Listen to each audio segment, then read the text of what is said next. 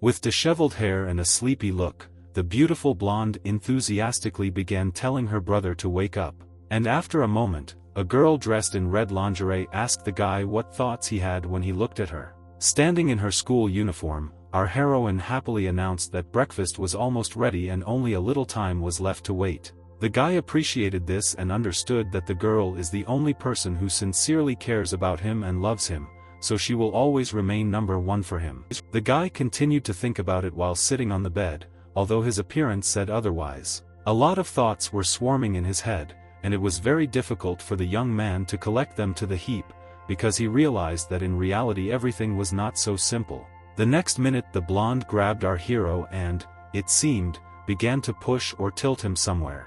The young beauty addressed the young man by name and shouted something very angrily at him, expressing obvious dissatisfaction. Standing on top of Li Wei-jin, the girl asked him whether he washed her clothes along with his own or not. Prostrate on the floor, the guy thought that this was his reality, which he didn't really like, because it had a lot of unpleasant nuances. Although, making notes in his notebook, the guy called his sister a real queen, the only and best in the whole world. Our heroine looked at her brother with a dissatisfied look and said out loud that something really very suspicious was happening. Li Wei-jin, sitting on the table with a stupid look, reflected that she was actually proud of being her brother's older sister. The guy collected the girl's clothes and carried them somewhere, hearing after her curses and some kind of dissatisfaction, which the young beauty continued to actively shout out. Holding our heroine's underwear in his hands, the young man was perplexed how an adult girl could ask her older brother to wash such intimate things. The beauty continued to shout something to the guy, and he only thought that, despite all the troubles, he was very lucky to remain her older brother. After a while, holding the tray in her hands, the girl asked what happened to the bento and why the remains of last night's dinner were still in their refrigerator. The young man grabbed his head and closed his eyes, thinking about what to say and how to behave in the future. Stuttering, the young man began to apologize for such a misunderstanding and explained to his sister that he could not prepare her a dinner unworthy of her. The young man handed the girl a new tray filled with fruits and vegetables, and happily informed her that it had everything she liked. Looking into the container, the beauty began to note to herself that it contained a lot of low-calorie foods, protein and collagen, not understanding why she needed this. Looking angrily at her brother, our heroine began to ask him what he slipped to her, hearing the young man justify himself, saying that he had mixed up the trays. Li Wei-jin, saying goodbye to his sister, asked her to finally pay attention to him. With a smile on his face and joy in his eyes, he reminded her that he is her older brother, eats absolutely normal food and does not worry about it. However, within a second, on his head was the grocery box that the guy had originally placed in front of his sister. Our hero had many questions to which he could not find answers and did not understand why he behaved this way and how he deserved such an attitude towards himself. Looking angrily at her brother, the beauty told him that he was a loser and the reason was that the young man could not stand up for himself and that he was who he was. Putting her briefcase on her shoulder, the blonde threateningly threatened the guy not to communicate with her at school, as if they knew each other, because it annoys her. Looking after her, our hero stood confused in the middle of the kitchen with a grocery tray on his head, not daring to take it off. Finally reaching for the tray, he began to slowly pull it off, pondering his next steps and his future behavior. It seemed that the guy had been replaced, because a minute later he smiled enthusiastically and noted to himself that his queen was behaving as such beautiful girls should. The last crumbs of food fell from the guy's head, and he, joyful and satisfied, completely forgot about what happened just a few minutes ago. Li Wei-jin quickly came to his senses and remembered that the start of the school day would not wait for him, so he needed to hurry. Preparing the breaks for himself, the young man thought that his real sister Vai-na was not the one she really was, but the one he wanted to see. This thought haunted the young man, but he did not understand how he could change the girl and how he could influence her behavior in general. While washing the dishes, the young man made excuses for his sister, thinking that she is not really what she sometimes wants to seem, since it is just a mask. The very next second, someone's hand touched the guy's shoulder. A girl was sitting next to him and apologized, saying that she was very sorry. The young beauty hugged her brother, burying her face in his shirt, wondering if the guy was really mad at her. Most of all, our hero was caught by the word brother. It seemed that he either did not understand something, or that something was very confusing to him. But the girl still did not let up and continued to ask the young man if everything was okay with him and if everything was fine with him. The young man's eyes widened, he became very pale, and only one thought flashed through his head, that he felt the touch of a young beauty. Finally, our hero decided to turn around in order to look his sister in the eyes and, perhaps, tell her something. Turning to the kitchen table, the young man was surprised to notice that the room was completely empty, and he, like a moment ago, was completely alone. Looking somewhere with apprehension, the young man began to think with horror that something that had already happened before was happening to him. The bright sun was shining outside, and in front of our hero stood a large modern and beautiful building, reminiscent of a local school. Some irritated voice came from behind Li Weijin. It was a young guy who whispered to our guy that he had seen his sister just a few minutes ago. The very next moment, with an artistic air, our hero's classmate reported how wonderful the girl's life is and how dazzling her figure is. As he spoke, Li Weijin explained that his sister accidentally dropped her lunch on him, not noticing the question as to why he came in a tracksuit. Some guys who were on the sidelines were discussing Vi Nu, saying that she is not an angel at all and her character has many shortcomings. Li Weijin said with a smile on his face and without a shadow of a doubt that his sister is a narcissistic girl, and this is not a big secret to anyone. The interlocutor agreed with our hero, and Li Weijin, in defense of his words, once again said that the girl is not like others, and sometimes she is even crazy. Our hero looked angrily at Kang Do-hyung, and then stood up abruptly, showing with his entire appearance obvious dissatisfaction and some kind of irritation. A second later, he raised his fist up and shouted at his neighbor, accusing him of unjustifiably insulting Vi Na. And in addition, our hero noted that from now on the guy will have to watch his words.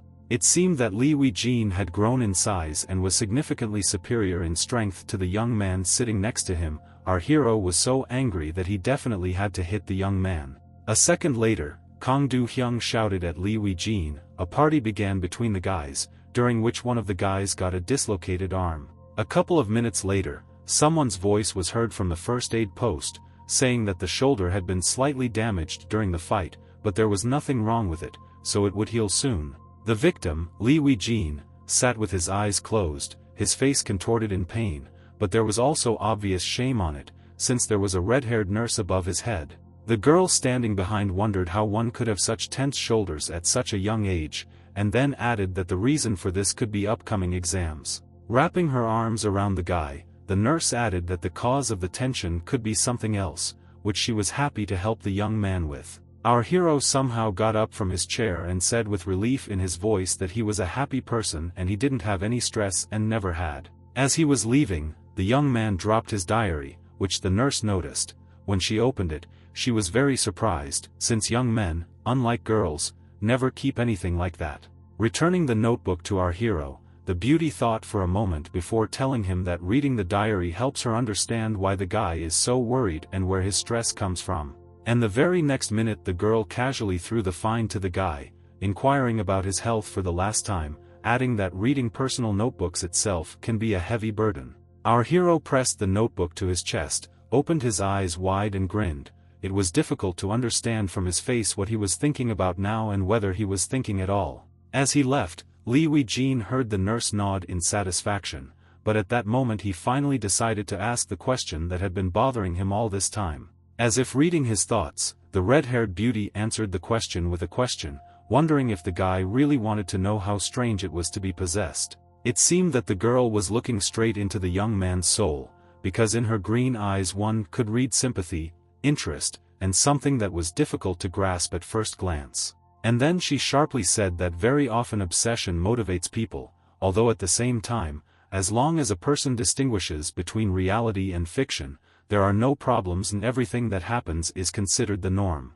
The young man wanted to add something else, but the nurse put her hand on his head, and then began to calm and encourage the guy, hinting that nothing strange or scary was happening to him. The girl said that, hypothetically, if part of someone's imagination begins to seem more real than what is actually happening. But before she had time to finish her sentence, our hero intervened and finished her sentence, saying that if this happens, then a person begins to go crazy. The next second, both looked at each other in bewilderment. The guy held his head, not knowing what to say, and the girl was thinking about how to choose the right words and not offend the young man. Deciding to break the silence, the young man hastened to reassure the nurse, and therefore said that he did not mean himself, but his old acquaintance, but just in case, he himself would like to know what to do. The nurse said that obsession can actually create a number of problems, because it is difficult for a person to distinguish between fiction and reality, and in addition, his sense of perception of what is happening may change. And in order to somehow defuse the situation, realizing how worried the young man was about what was happening, she added that his friend could come to the first aid post at any time and consult with her. Finally, the red-haired beauty smiled, and our hero, who was still in shock from what he heard, timidly thanked her and hurried away. The girl stood in front of the closed door through which the student had just come out. There were a lot of questions in her head, but she could not find answers to them, and therefore the beauty did not understand what would happen to the guy next. She asked herself one single question about whether she really thought that the guy was crazy and his problems were much more serious than they might seem at first glance. At that moment, the figure of a dark-haired person appeared from behind the screen, becoming an involuntary witness to the conversation and, turning to the nurse, the girl said that she had actually asked very interesting questions.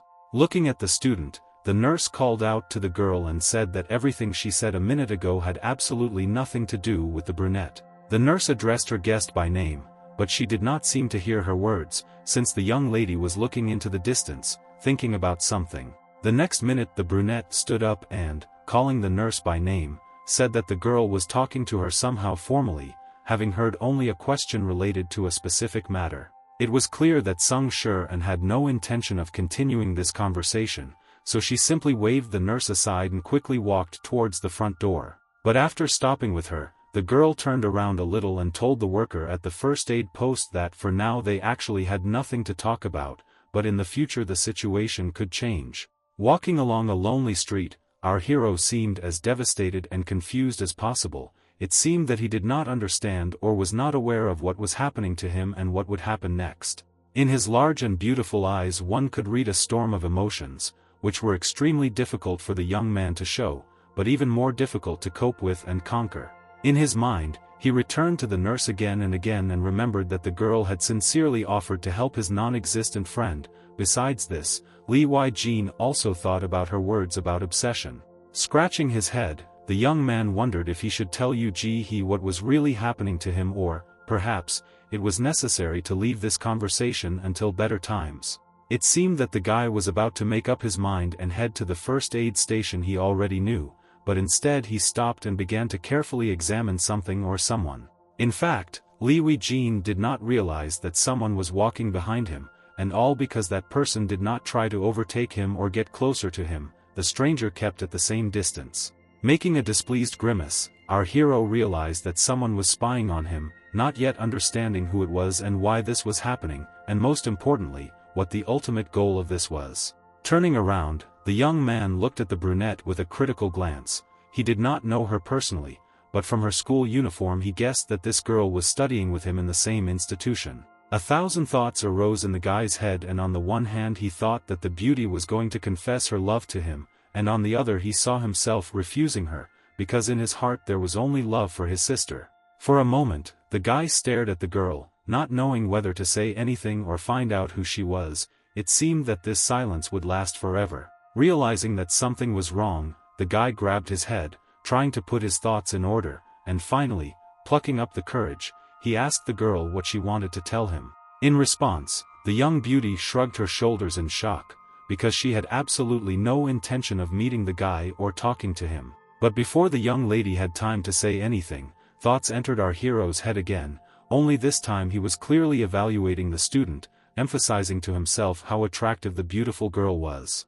The guy's thoughts were interrupted by the straightforward and honest answer of the girl, who admitted that she was watching him. The beauty follows the guy to ensure his safety and to prevent him from delving too far into his illusions and fantasies. From what was said, the guy's eyes widened. They read surprise, indignation, and a number of questions, but the young man did not dare to say anything or ask anything. Having recovered a little from the shock, the young man was about to ask the brunette in more detail about what she meant, but did not have time to do this, because his sister was running towards him from the other side. The girl grabbed the young man so that he almost fell in surprise, and then began to mutter something about why he didn't wait for her and left alone. The beauty did not let up and hurried to remind her brother that he had previously promised his beloved sister to go shopping with her and must definitely fulfill his promise. Vina carefully looked at her brother, then at the girl standing next to him, trying to understand who she was. All three were silent, while the young man smiled and thought about how tightly his sister was holding his hand. It seemed to him that she was about to tear it off. Now the brunette's gaze was directed towards the young man and his young sister.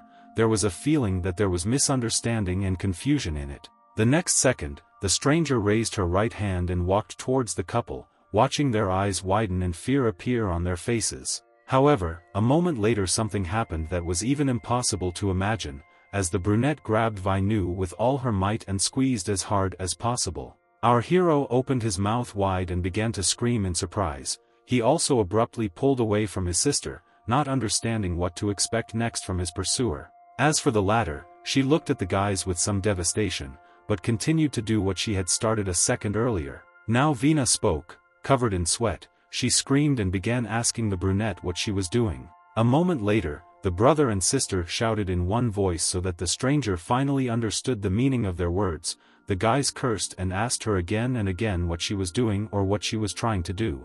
Letting go of her hand, with a calm voice, the girl stated the fact that the blonde was a very real person and you couldn't argue with that. But the guy, who watched everything that was happening with horror, began to scream and threaten the girl, noting that she would not get through all this and that after what had happened she would not be able to feel safe. However, no matter what the boy said, it seemed that this had no effect on the black-haired beauty, because she warned the guy to be careful. About to leave, the young lady answered the question by saying that Li Jin should beware of reality and illusion. And then, turning around, she added once again that if the young man gave up even once, he would not be able to return back to reality. The girl's words had an incredible effect on the young man, because for some time he stood and could not move from his place, still trying to replay the words she said. It seemed that the guy wanted to think about something else, but the very next second Vina turned to him, continuing to hold the guy's hand. With interest, but at the same time with indignation in her voice,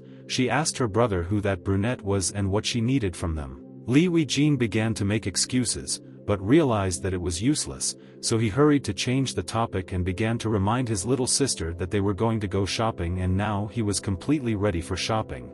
The girl was clearly unhappy, but decided not to start a scandal, and therefore, turning away, told her brother that the guy should get ready, because she plans to buy a lot of things for herself. After a while, the brother and sister stood near a large shopping center, with people coming in and out. The store turned out to be a grocery supermarket and, going up to the shelf with watermelons, the girl asked the seller to find them the largest one possible. Li Jin was perplexed why he needed a watermelon, watching the seller try to choose the largest one, but at the same time he decided not to ask again, so as not to anger his sister again. The next moment, the girl looked at the package of water and told the seller that they would also buy it. The girl refused the store employee's offer to deliver bottles of water, arguing that they wanted to take it with them. The next moment, Li Jin was literally crawling out of the supermarket, thinking that he would not be able to carry the water to its destination because it was very heavy. Vina wanted to say something to her brother, but the next minute she stopped when she saw an amazing lip gloss in the window and decided to stop near the counter. The seller looked at the young man and girl, and then turned to the beauty and asked if she wanted to try how the lipstick looked on her lips. And while the girls were talking, the young man decided that he needed to drink water in order to get rid of the heavy burden and make his task a little easier. But before he had time to finish his drink, he heard that Vina, turning to the seller, told him that he wanted to see how the gloss looked on his own brother's lips. The young man dropped the bottle in horror, and then looked at his sister with bewilderment and a lot of questions in his eyes. He did not expect that she was capable of such a thing. And a minute later, with a confused, disheveled look and horror in his eyes, blushing and hiding from embarrassment, Li Jin was sitting on a chair with painted lips. The sales assistant clapped her hands and never tired of repeating how beautiful the lipstick looked on the young man. Li Jin covered his lips with his hands while his sister laughed and rejoiced at what was happening. She actually seemed to be delighted. Wiping his lips, the young man thought that Wai Na had finally stopped being angry and offended at him, and this was very beneficial for him. In less than a few minutes, the couple was walking along a busy street. The girl walked with a free gait, indicating where to go while the guy could barely keep up with her. Without walking even a few steps, the guys found themselves in front of a rather strange building, which had a lot of windows. Going inside and looking around, the young man began to ask his sister in bewilderment where they had come and what they were doing in such an unusual place. Lee Wai-jin still stood silently and looked at the situation critically, trying to at least guess where his sister could lead him. A minute later, the guys found themselves in a small room reminiscent of a cafe. Schoolgirls who clearly knew Vi knew well sat comfortably on the sofas. One of the girls went to our heroine and began to question the one who made the beautiful blonde linger. And while the girls were talking, the guy, blushing and perplexed, looked at everything that was happening, trying to understand what he was doing in a female company, and why his sister made him come here. While Lee Wei-jin was putting heavy bags on the floor, the girlfriends carefully began to look at the glitter they had bought just a couple of minutes ago, and noted with genuine interest how beautiful it was. One thought was spinning in our hero's head, and it concerned whether he was really good enough to be in the company of lovely beauties. And the next second, one of the schoolgirls turned away from the conversation and turned her gaze to our hero, asking her friend who the guy she brought was. Why not introduced her older brother to everyone, and he thought that he was experiencing indescribable happiness when his sister told people that he was actually her brother.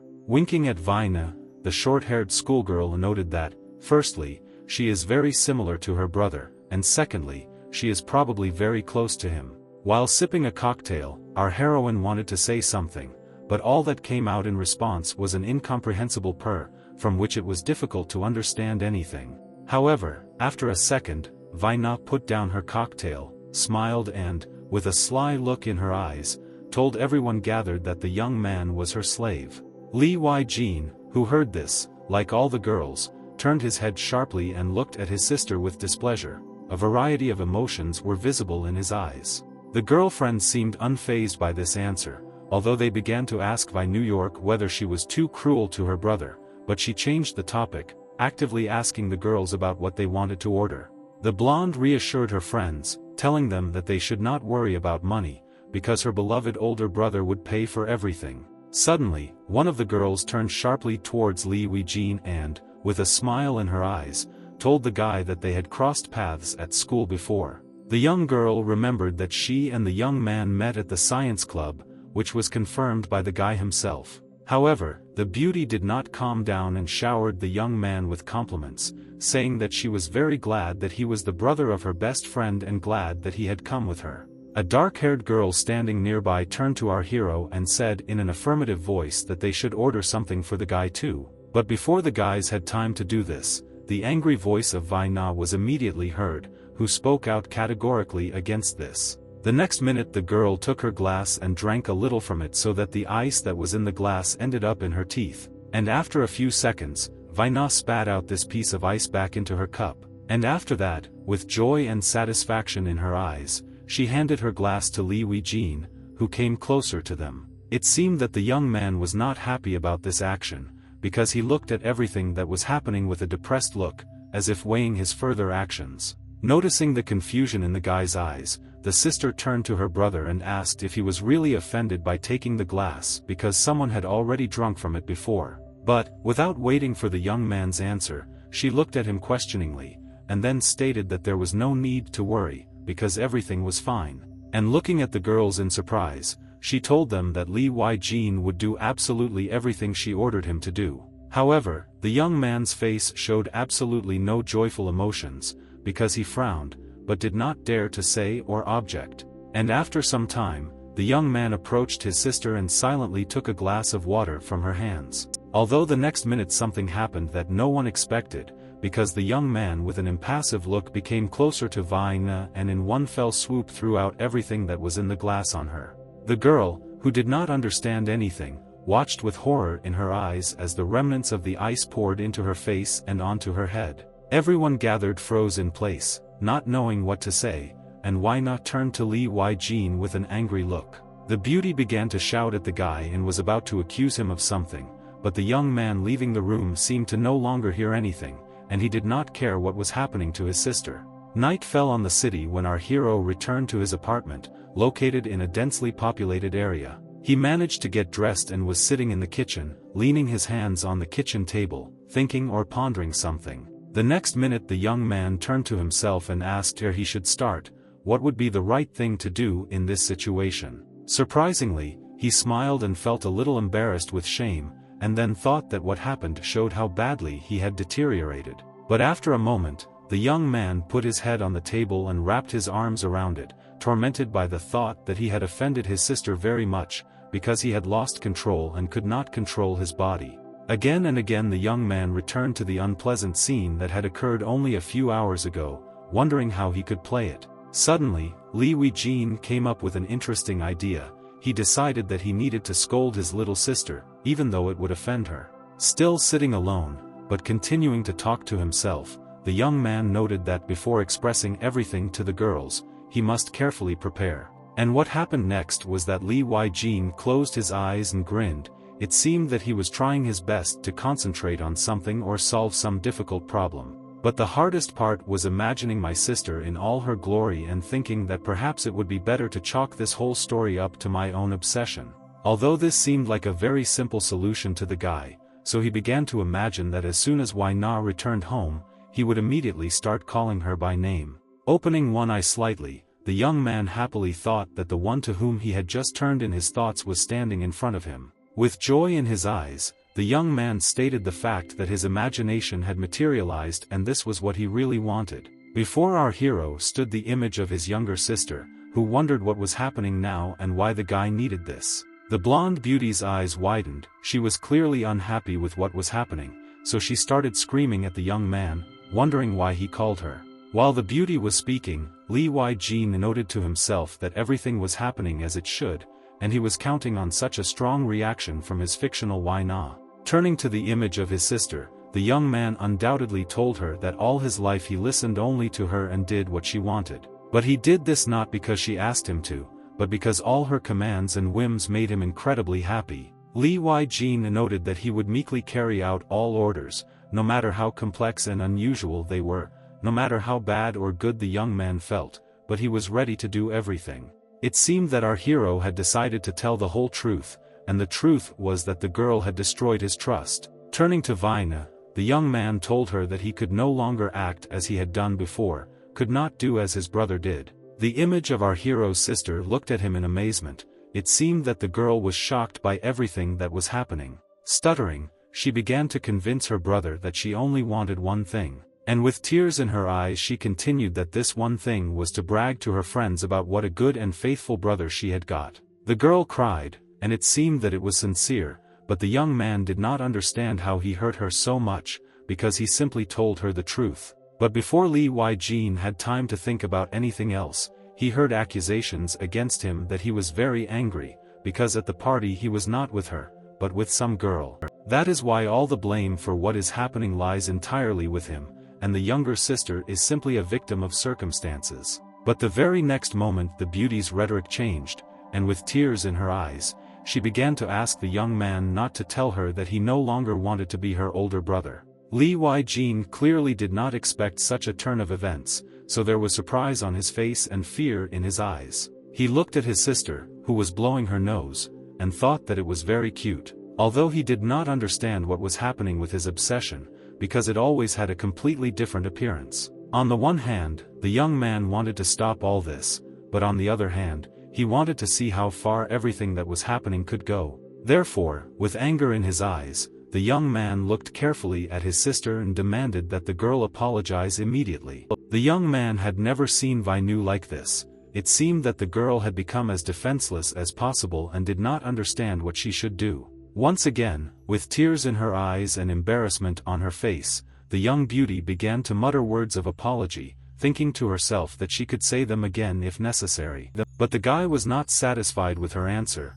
so, raising his index finger, the young man demanded that his sister ask him for forgiveness again, but at the same time say that he was her beloved brother. However, what happened next was not what the young man expected, because from a peaceful and kind girl his sister turned into a real fury who screamed at him as loud as she could.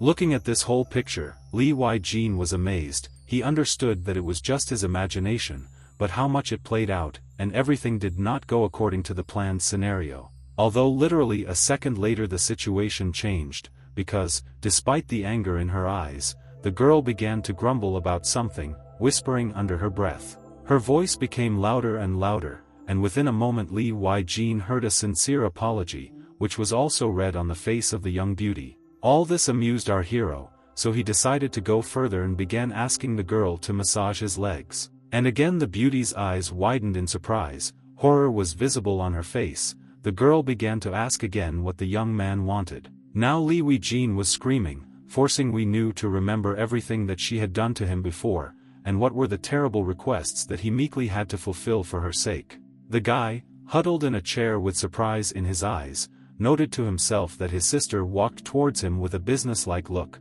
but he had no idea what would happen next. The very next second, looking into the eyes of his embarrassed sister, Lee Wai-jin happily celebrated the victory to himself, because he understood that he got what he was striving for. Carefully examining his sister, the young man noted to himself that she actually looked like the real Vai Na, realizing that his fantasy gave him real pleasure. And after a few seconds the young man did not believe his eyes, as well as his feelings, because they told him that his sister was fulfilling his request. The young beauty sat in front of Lee Wai-jin and massaged his legs, but the young man did not wonder how this was possible, because during fantasy the sensation should be completely absent.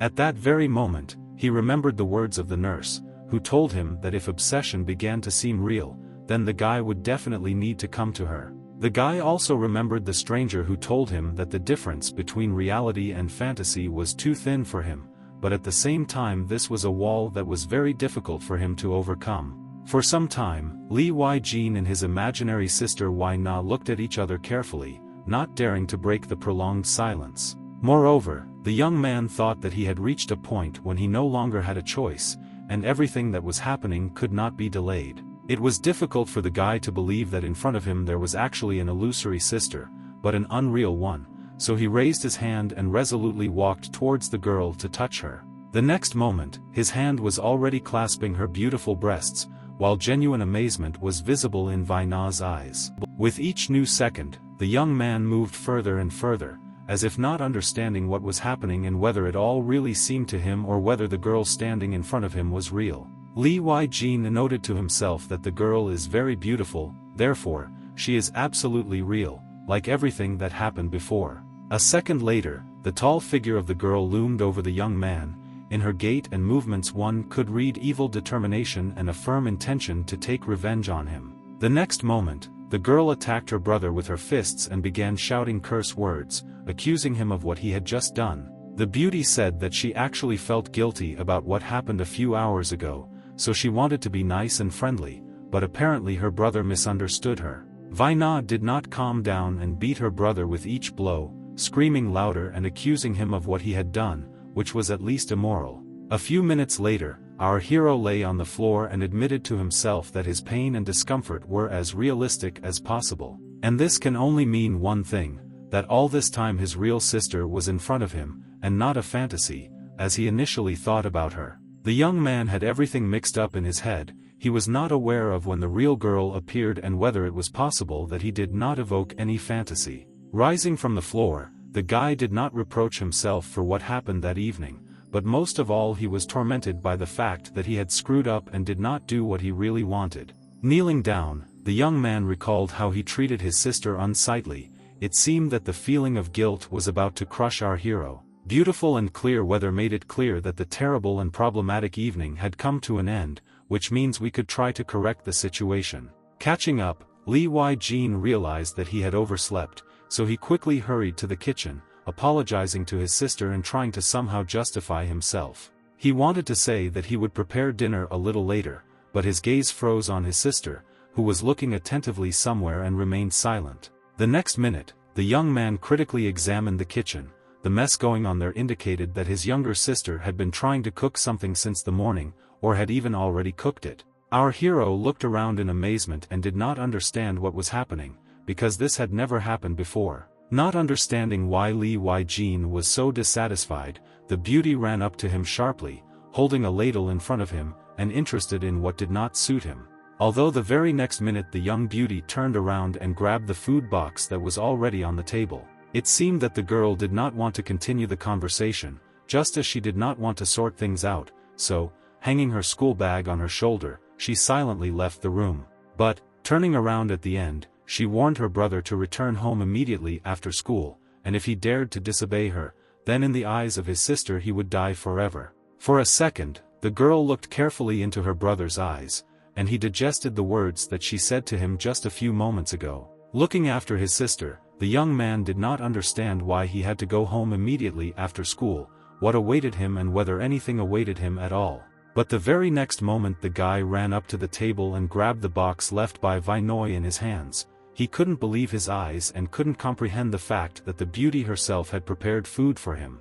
A couple of hours later, Lee Wei-jin was actively discussing what happened to his sister with his classmates, while the guys vying with each other, looking into the lunchbox, wondering if she really did it. The guys who knew the young lady well themselves were perplexed why the girl decided to take such a step, because nothing like this had ever been observed before. And Lee Wei-jin, with a calm voice, explained to his friends that, probably, nothing strange had happened, because he is the older brother whom Wai-na loves very much.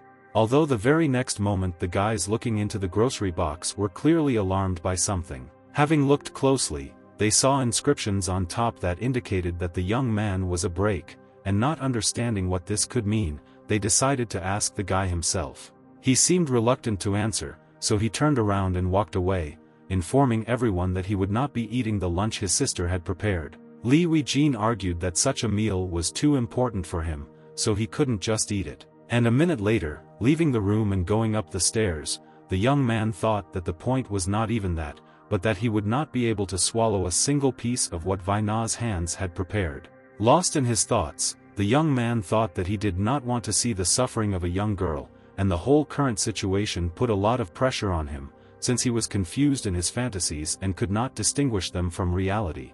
Immersing himself again and again in the picture of yesterday evening, Lee Wei-jin tried to find an excuse for what happened, because he was sure that it was all a simple figment of his imagination.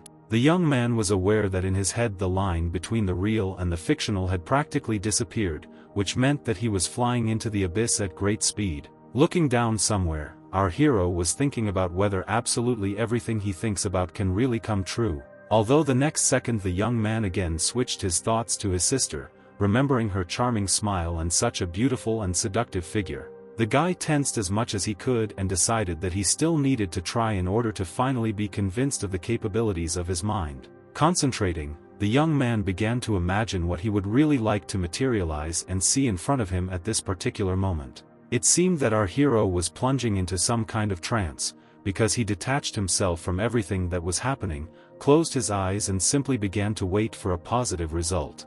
And the result was not long in coming. Within a second a blonde beauty appeared in front of Lee Wei-jin. Her gaze was breathtaking, because she was wearing nothing.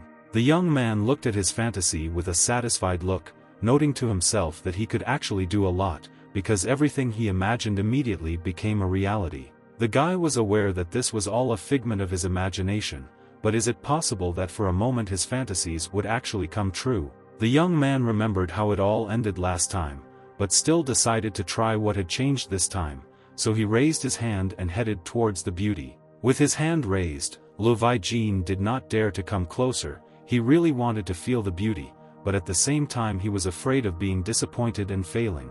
It seemed that the guy's hand was about to touch the soft and velvety skin of his fantasy, but something continued to restrain the young man, and he stood rooted to the spot. However, after just a minute, the young man's hand practically reached the beauty. It seemed that he was about to finally touch her. Unfortunately, this was not destined to happen, because the very next moment the guy watched in horror as the head of his fantasy slowly separated from his body. For a moment, Lee Wei-jin thought that it was just his imagination and that in reality nothing like this could happen. It was just his fantasy and nothing more. However, before the guy had time to think about it to the end, the figure of a stranger appeared before his eyes, the same pursuer they had seen just a couple of days ago. Her appearance was frightening, and she was holding a knife in her hands. The young man watched in horror as the blonde beauty, who a couple of minutes ago had been completely real and was smiling at him, now prostrated herself before the brunette's feet. The guy had no idea what was happening. He couldn't believe his eyes when he looked at what was happening. Lee Wei-jin was about to think about something else, but his thoughts were interrupted by the brunette, who said in a not sad voice that she warned him about the consequences. The young man listened in horror to the girl, who continued to talk, telling the guy that everything he imagines and tries to bring to life is doomed to failure. After hesitating a little and raising the knife, the girl continued, saying that all his fantasies have the right to life. These words fascinated the young man, who stood and simply looked at the brunette, not knowing how to react correctly to her words and actions. With despair in his eyes, the young man began to think to himself why the girl carries a knife with her to school, what boundaries she is talking about, and who the driver is. And then, looking into the angry eyes of the brunette, with guilt in his voice, the young man asked what he had done wrong. The beauty paused, choosing her words and looking at the ghostly figure of Vai Na, who lay at her feet. And a minute later she was telling the young man that a driver is someone who can make his fantasies come true. Then, looking at the guy with some danger, she added that she was a guard. And then she added that such a guard would instantly destroy all his illusions and fantasies that prevent him from living fully. It seemed to the young man that something had possessed the girl, because her face became angry, her hair became disheveled, and she herself screamed that she would do everything to crush the guy. The young man did not understand what was happening to him. His gaze became very gloomy. He tried to say a word, but nothing worked. Finally, having gained strength, our hero began to shout at the girl, wondering what she was going to do to him, and warning her that all her actions were very dangerous. It seemed that his words had no effect on the brunette. Holding the knife in her hands, the young lady continued to tell the guy that he was the driver, which meant that she could kill him and no punishment would follow. Despite all the stranger's arguments, the young man did not understand what she was talking about. He had no idea how dangerous drivers were, what this meant, and why the girl was so eager to kill him. At some point, Lee Wei-jin thought that everything that was happening was unreal and it was just a figment of his imagination, which had played out to gigantic proportions. However, the next minute the girl interrupted the young man's train of thought, asking him to create some kind of illusion at his discretion. The guy didn't understand why this was necessary, and the guardian girl continued her speech, explaining that she could easily destroy any of his fantasies, which is why he had to create it.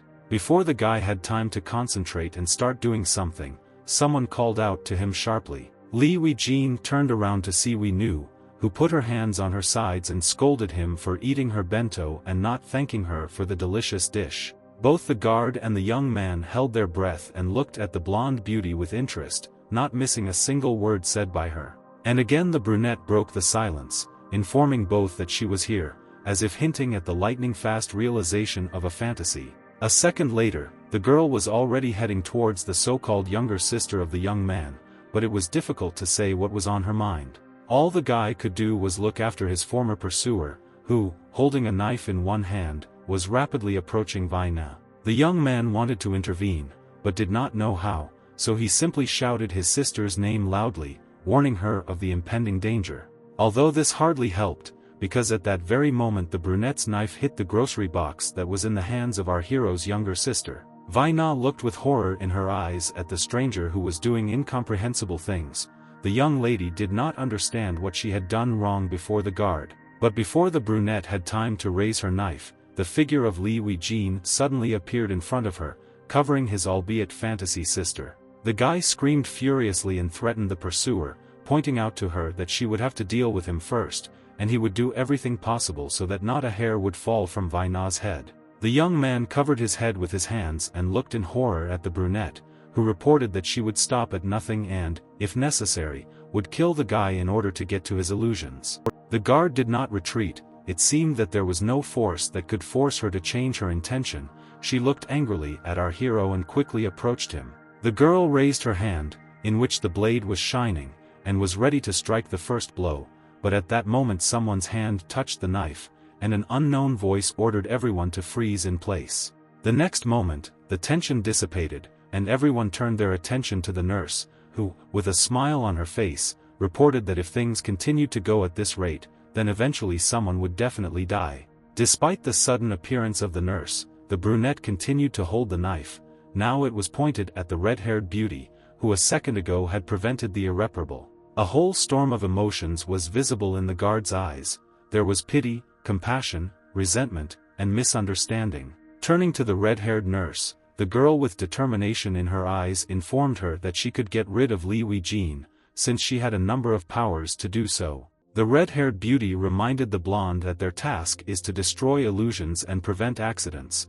The driver can only be killed in case of self-defense. Continuing to address the brunette, she called her by name Sung Shuren and said that the guard was not good enough to save the young man, although she was her personal deputy. Approaching the young man, the girl noted that if her competence was protection, then she could do not only this, but much more, because the situation was worth it. Sung Shuren still stood and looked at the red-haired girl. Only anger and a desire to take revenge on the young man were visible in her eyes. Everything could have continued further if not for Vai Na, who with horror on her face turned to the red-haired girl and shouted what she was doing to her brother. Now the nurse was no longer listening to anyone, because, turning to her assistant, she stated the fact that everything that was happening was not fantasy, but reality in its purest form.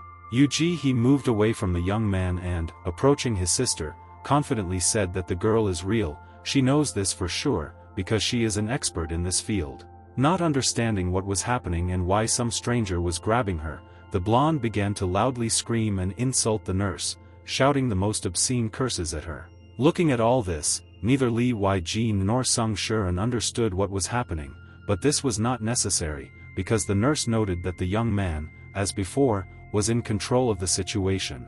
Not wanting to understand further, the guy's former pursuer turned around and headed sharply towards the exit, and as she left, she added that she had seen the fruits of his imagination, so she needed to end things with him.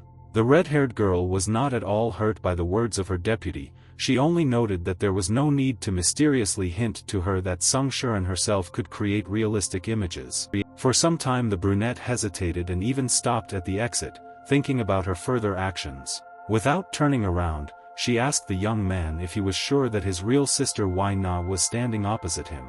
And as she was leaving, she added that if the young man was convinced of this, then he was as pitiful as possible and did not evoke a drop of respect from her. It was difficult for Li Weijin to grasp the meaning of her words, so he simply looked in amazement at his former pursuer disappearing from sight. She, in turn, was not going to explain anything, but hurried to quickly leave. Left on the roof, the three of them finally spoke. Vai Na, who with an angry look began to shout at those gathered and ask them a variety of questions regarding everything that was happening.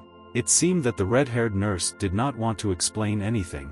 She was clearly annoyed, and therefore turned to the guys, inviting them to follow her. Yu Ji-hee said that this is the only way she will be able to clarify the situation as much as possible and show Vai Na everything from the other side. After a short period of time, all three found themselves in a familiar room. It was a first aid post where the young man first met the nurse. With bewilderment and fear in her eyes, the girl asked the red-haired beauty about something that had been said earlier. So beautiful and young, she could not believe what she had heard a minute earlier, and therefore decided to ask the nurse about everything again.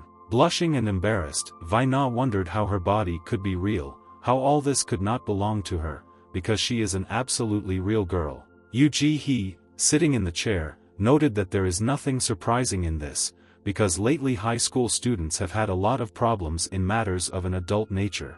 She explained that the school had never really asked this question or presented it to young people the way it should have, so it was difficult for her to explain anything. And a minute later she turned the topic into a different direction, explaining that the brunette had been her assistant until now, but she had begun to cope poorly with her task.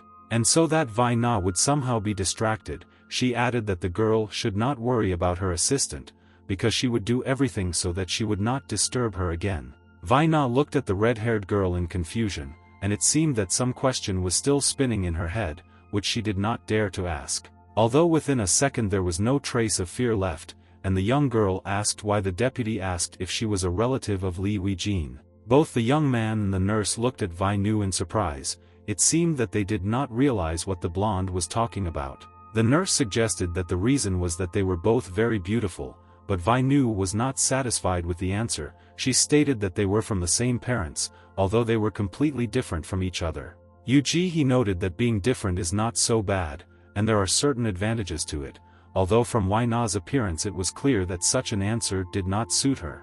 But she was so tired that it was extremely difficult for her to continue this difficult conversation, so, closing her eyes, she said that she understood everything. As she headed for the door, the girl told her brother that she was leaving, noting that the young man had not told her what she really wanted to hear. The young man looked at his sister with a sad look. Taking a deep breath, he told the nurse that Vaina hardly accepted everything that happened and, moreover, did not fully understand everything. However, Yuji hastened to change the topic and, already turning to the young man, asked if it was true that he managed to turn his fantasy into reality so that it became as similar as possible to everything that happens in our world. The guy looked up gloomily and asked the nurse about the question asked, and then he answered with doom that everything was strange and unusual, so much so that he himself did not understand what had happened. The next minute the young man began to think, not understanding how outsiders could see his fantasy. Besides, the guy wondered where it would come from if it had already been destroyed earlier. And to make his words sound more convincing, Li Jin looked closely at the girl and told her that he was ready to prove that he was not able to create exactly the same illusion as before. Looking carefully at the couch, the young man was thinking about something. It seemed that he had lost track of time and did not know what he wanted to see there. The red-haired beauty looked without taking her eyes off, and drew attention to the image that appeared before her eyes, which seemed to be reborn from the fire. Li Jin also observed the same picture. He did not understand how this was possible, and therefore he simply watched and waited to see how events would develop further. The next minute, his sister Vaina was sitting right in front of him, although both he and the nurse knew very well that this was just a fantasy that the guy managed to create.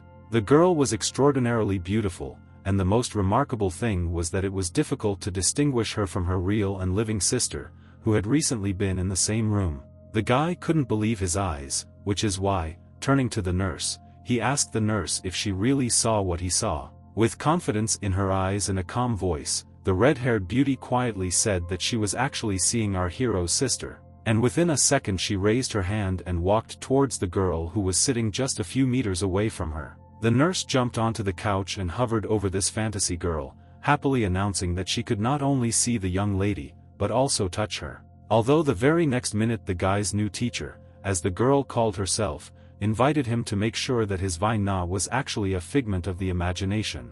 Everything that happened next shocked the young man. He blushed and opened his mouth wide. The nurse sitting on the couch unbuttoned the top of the illusory Vaina's uniform and began to talk about how this girl was very beautiful and realistic. He continued to examine the girl, while she screamed and resisted, not understanding what they wanted to do to her. The next second, our hero could not stand it either. He also began to scream and be indignant, not understanding that his new teacher wants to confirm, because it is already clear that his sister is a fantasy. The nurse supported the young man that he was an illusionist and created the girl who is now lying on the couch, but she did not stop her research. The red-haired girl herself could not seem to understand how something that was thought up in her thoughts and brought to life could be so realistic. A minute later, the young man's teacher asked him if he was worried about what she might do to Li Jin's imaginary sister. And without waiting for an answer, the girl approached the blonde and continued, telling the young man that since this was all unreal, she could actually do whatever she wanted. Confirming her words, she noted that she could deal the most serious blow, but it would only be a blow to the imagination and nothing more. There was obvious horror in the blonde's eyes, because the tip of the scalpel, which the red-haired lady held tightly in her hand, was looking at her. Looking at this, Li Jin did not understand what to do or what to say. He also did not know whether he should react to all this in any way. But a second later something happened that no one expected. With a smile on her face, the nurse stated the fact that the blonde managed to dodge her blow. And a few minutes later, the red-haired beauty stood up from the couch, twirling a scalpel in her hands and looking at the unreal Vainu, smiling. Although then, squinting decisively, she darted to the side and announced that she was going to strike a blow that would destroy hopes. The beauty ran up to the couch again, jumped on it and again swung the knife. But she didn't have time to do anything, because in one fell swoop Vaina jumped off the bed and stopped, as if thinking about her further actions. The young man was not happy with everything that was happening in the room, so he began to shout at his new teacher, wondering what she was doing. However, she answered with a calm expression that she was simply confirming the fact that our hero had told her about earlier. Looking at the couch with sadness and surprise in her eyes, the red-haired girl noted a very strange fact. She said that the ghostly Vaina somehow. And before the beauty had time to say anything else, the next second the blonde got up from her seat and headed towards the guys. This was not the young lady, defenseless and weak, who was lying on the couch a minute ago. She had turned into a real devil who was ready to attack. Closing her eyes, the nurse with devastation in her voice told him that it was too late and that the end had come for them. The next second there was complete silence in the room. The red-haired beauty sat on the couch with a sad expression on her face, as if accepting what was about to happen. Meanwhile, opening one eye slightly, she still watched the blonde, not intending to let her out of sight. But, to the surprise of both He and our hero, within a second the room was completely empty. Li Jin was looking at his new teacher, and she was looking at him. The young people once again carefully looked around the reception room, not believing their eyes and not understanding where the illusion that had just been approaching them with anger in its eyes could have gone. Li Jin had never seen or practiced anything like this before, so he turned to his new teacher and asked for clarification. It seemed that the girl either did not hear or did not understand our hero, because surprise was frozen on her face, but, like a minute earlier, she continued to remain silent.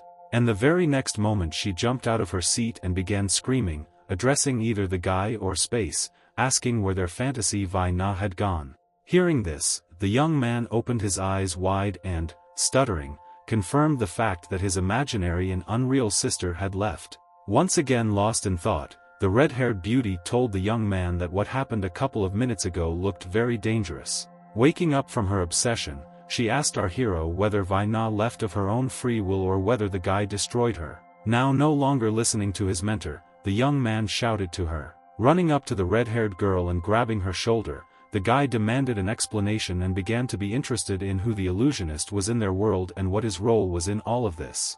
For a while, he looked at the young man in surprise, thinking about what he should know and what he should keep silent about. However, almost immediately she began the conversation, saying that in their world an illusionist is someone who easily turns his fantasies into reality. The point is that they cannot distinguish between reality and fantasy. For them, fantasy is as realistic and tangible as for all other people their real life. Looking sideways at the young man, the girl still wanted to say something, but, stuttering for a second, noted that she would tell him everything else only the next day. Our hero began to ask additional questions, but the nurse said that the guy is the only one of his kind, because he can control his fantasies. With sadness in her eyes, the girl also noted that she would like to get to know the young man as best as possible, but for some reason this is impossible. Unexpectedly for Li Jin himself, she asked him who the guy really was. Night fell on the city, but this did not stop Sung Shuren from going out on some mission.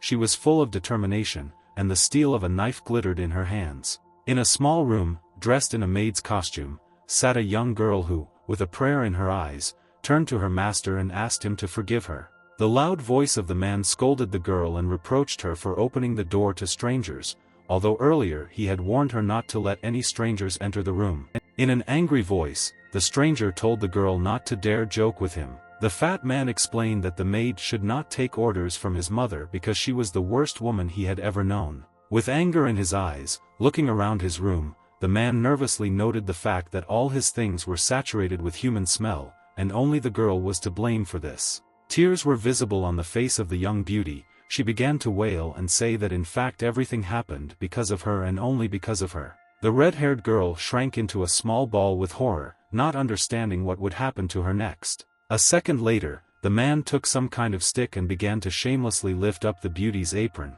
informing her that he intended to punish her, but only if she really repented. Stuttering and crying, the girl barely audibly mentioned that her master could do whatever he wanted with her. Through the small doorway one could see the dark sky, indicating that night had fallen on the city. Literally a second later, a red-haired nurse and her faithful assistant appeared in this opening. Looking at the man, the girl with a stick in her hands quickly informed him that they had arrived to destroy his fantasy once and for all. With anger in her eyes, she turned to the stranger and added that it was time to wake up and look at this world with a different look. Hearing Sung Shuren call the man a jerk, the red-haired beauty rolled her eyes and smiled, seeming to approve of her assistant's attitude towards the man. After a moment, the young maid began to stop the girls, clearly understanding what they were talking about. She raised her hand as a sign that she wanted to stop the two beauties, and then began to threaten them, warning that they would be in trouble if they even touched her master with a finger. For a moment, horror and surprise froze in both the eyes of the maid and the stranger, but this did not last long. The very next minute the illusion's hand lay on the floor, and our heroine triumphantly announced that this was all over and the task was completed as quickly and comfortably as possible for her. The man who was watching all this began to scream and be indignant. He was dissatisfied with what was done to his maid. However, all his arguments ended immediately after he put a gun to his throat, informing the stalker that his preferences were simply terrible. And then with a smile on her face she added that if he twitches, the answer will not take long to come. The girl explained that guards often work in pairs to fight illusionists, and events turned out so that she had to work with Sung Shuren for the first time. The nurse said that the girl's main advantage is that it doesn't matter to her whether she works with illusion or with reality. At times it is dangerous, but still her professionalism can be envied. The fantasy maid, who witnessed everything that was happening, smiled with a naive look and said that they, the guards, deprived her of only one hand. And after a moment she added that she didn't care how many hands she lost, what was important to her was that her owner would be dissatisfied with this turn of events. From sweet and kind, the young beauty turned into angry, into a real warrior who is going to resist injustice. But, apart from threats, she did not have time to do anything, because the next minute the severed head of his fantasy lay at the owner's feet. Still not believing his eyes, the man looked carefully at the head that had just belonged to his illusion.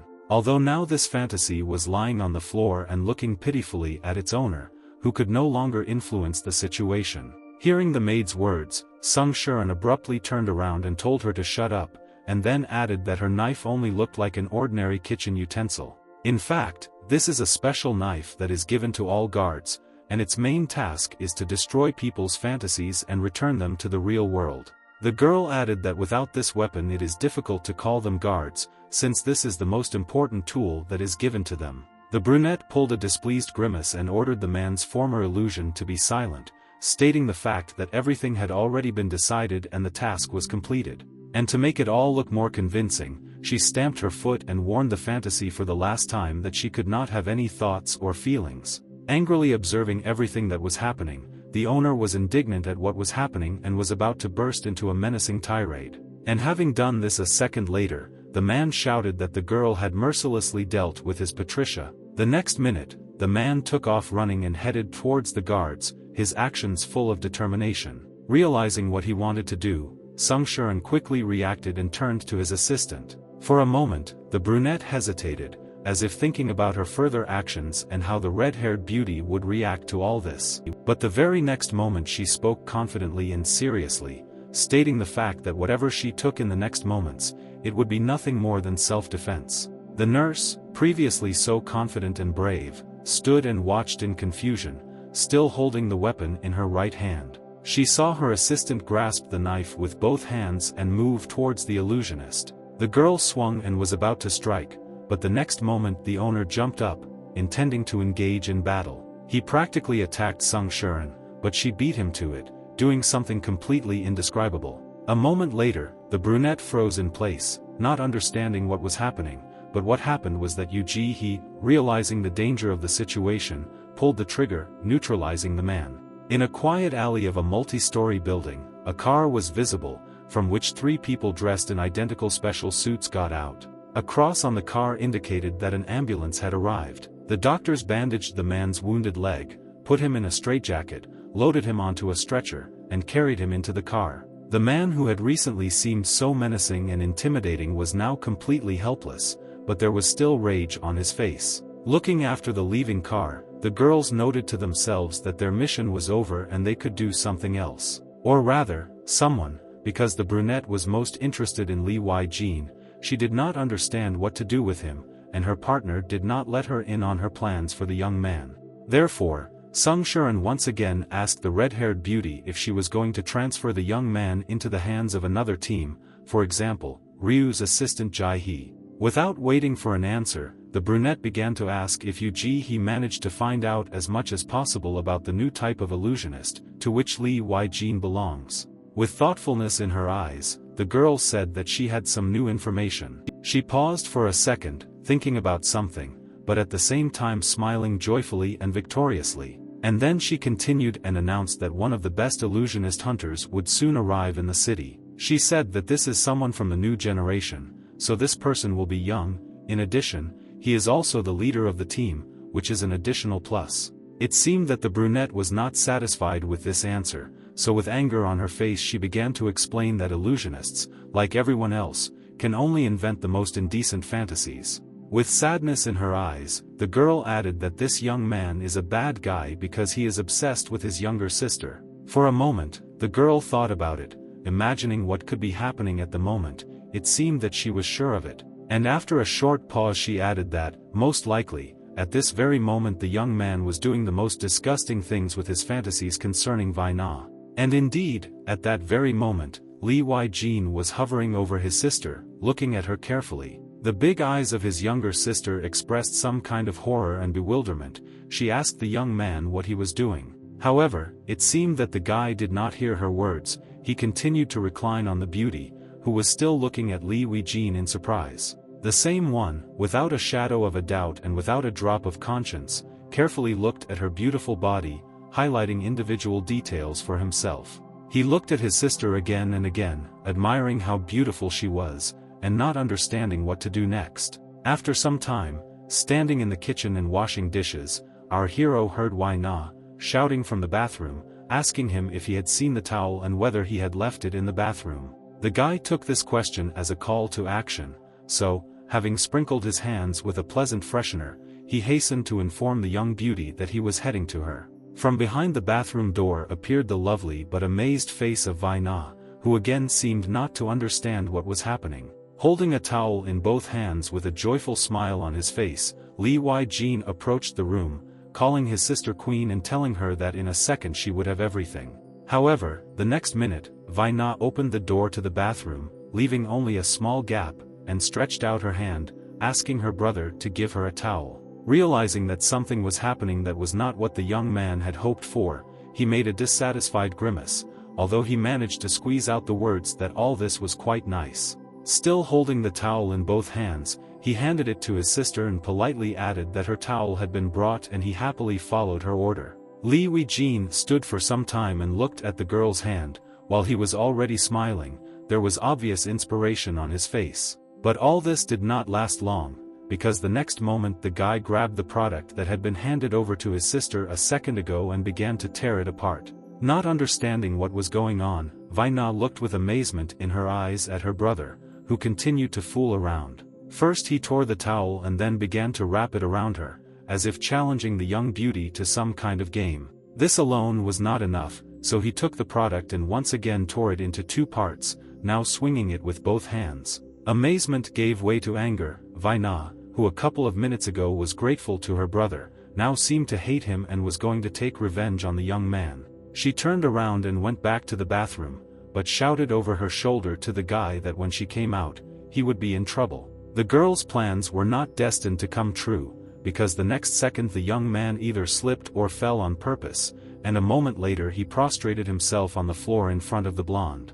A strange noise was heard in the room, as if someone or something was falling on the floor. And this really was so, because the girl's head lay on the tile, and Li Jin's strong hand supported her head. Somehow the morning scene was repeated, because our heroine was lying on the floor, and the young man was on top of her. Rising a little and scratching the back of his head, the young man began to ask Vaina how she was feeling, whether she had hurt herself. Looking into the eyes of his younger sister, the young man read anger, irritation, surprise, and anger in them. For a moment, surprise flashed in the guy's eyes. He was thinking about something for a long time, trying to find an answer. Studying the girl's beautiful body, our hero finally began to understand that this might not be his fantasy, but an absolutely real girl, but he did not understand why Vaina continued to behave the way he wanted.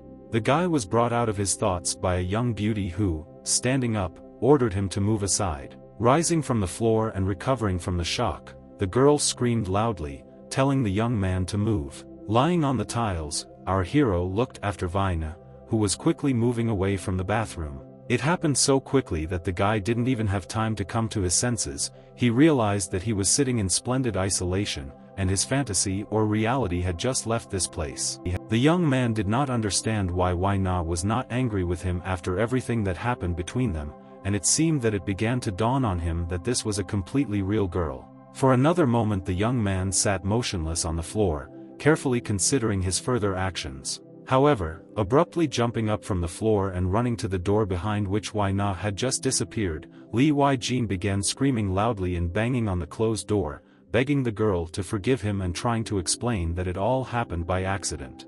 Leaning against the door in despair, our hero heard the girl say with understanding in her voice that she knew that this was not all on purpose. The guy heard her voice, but still couldn't believe that it was really his sister in front of him, and not a fantasy that he had once again managed to evoke. Still standing at the door, he repeated his sister's name, wanting to look into her eyes and explain everything personally. His anger gave way to misunderstanding. The young man began to wonder whether the girl was really in the room, trying to fully understand what had happened. The young man called out to his sister, and at this time thoughts were rushing through his head at great speed, hinting to the guy that Na could be an unreal person. That's why it was so important for our hero to look at the girl again. He needed to check whether she was real or not. The guy seemed to go wild and started banging on the door again, asking Na if she was actually inside the room or if she might not be there. The young man made a lot of effort. It seemed that in the next second he would knock down the door. It was so important for him to understand and, most importantly, his thoughts and fantasies. Suddenly the door opened, and the beautiful leg of a young beauty appeared in the opening, who, still outside the door, told her brother to shut up. Walking out into the room, Na with a proud look once again ordered her brother to shut his mouth. But he, instead of entering into a debate or starting to find out something, with one jerk pulled the girl towards him and hugged her tightly. Pain, disappointment and despair were visible on his face. The guy sadly called the girl's name, still not believing his eyes. Having hugged his sister as tightly as possible, he said that he was very glad to see her. He was pleased that she still listened to him and left. The face of our hero's sister noticeably softened. Now compassion and understanding were visible on it. Although, instead of words of sympathy, the young lady told the young man that he had gone a little crazy and that was bothering her. The young man's eyes filled with tears. Still afraid to let his sister out of his arms, he repeated that he had to get out of this situation and was obliged to fix everything. The guy, as if explaining to his sister, continued to say that he did not have the slightest desire to continue his fantasies. He did not want them to become part of his reality again. It was deep night outside, but someone still couldn't sleep.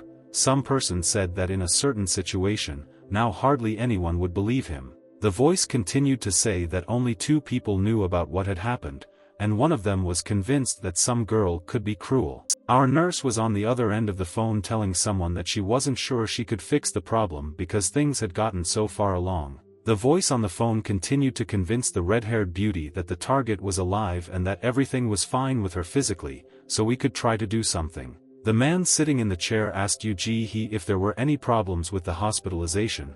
He assumed that the man was already in the hospital, and from the conversation one could understand that we were talking about the owner, whom the girls had eliminated a little earlier. Continuing the conversation, the stranger praised the red-haired beauty, but at the same time noted that there had been quite a lot of incidents recently. The nurse noted that in fact, illusionists cause a lot of problems, and they are already tired of it.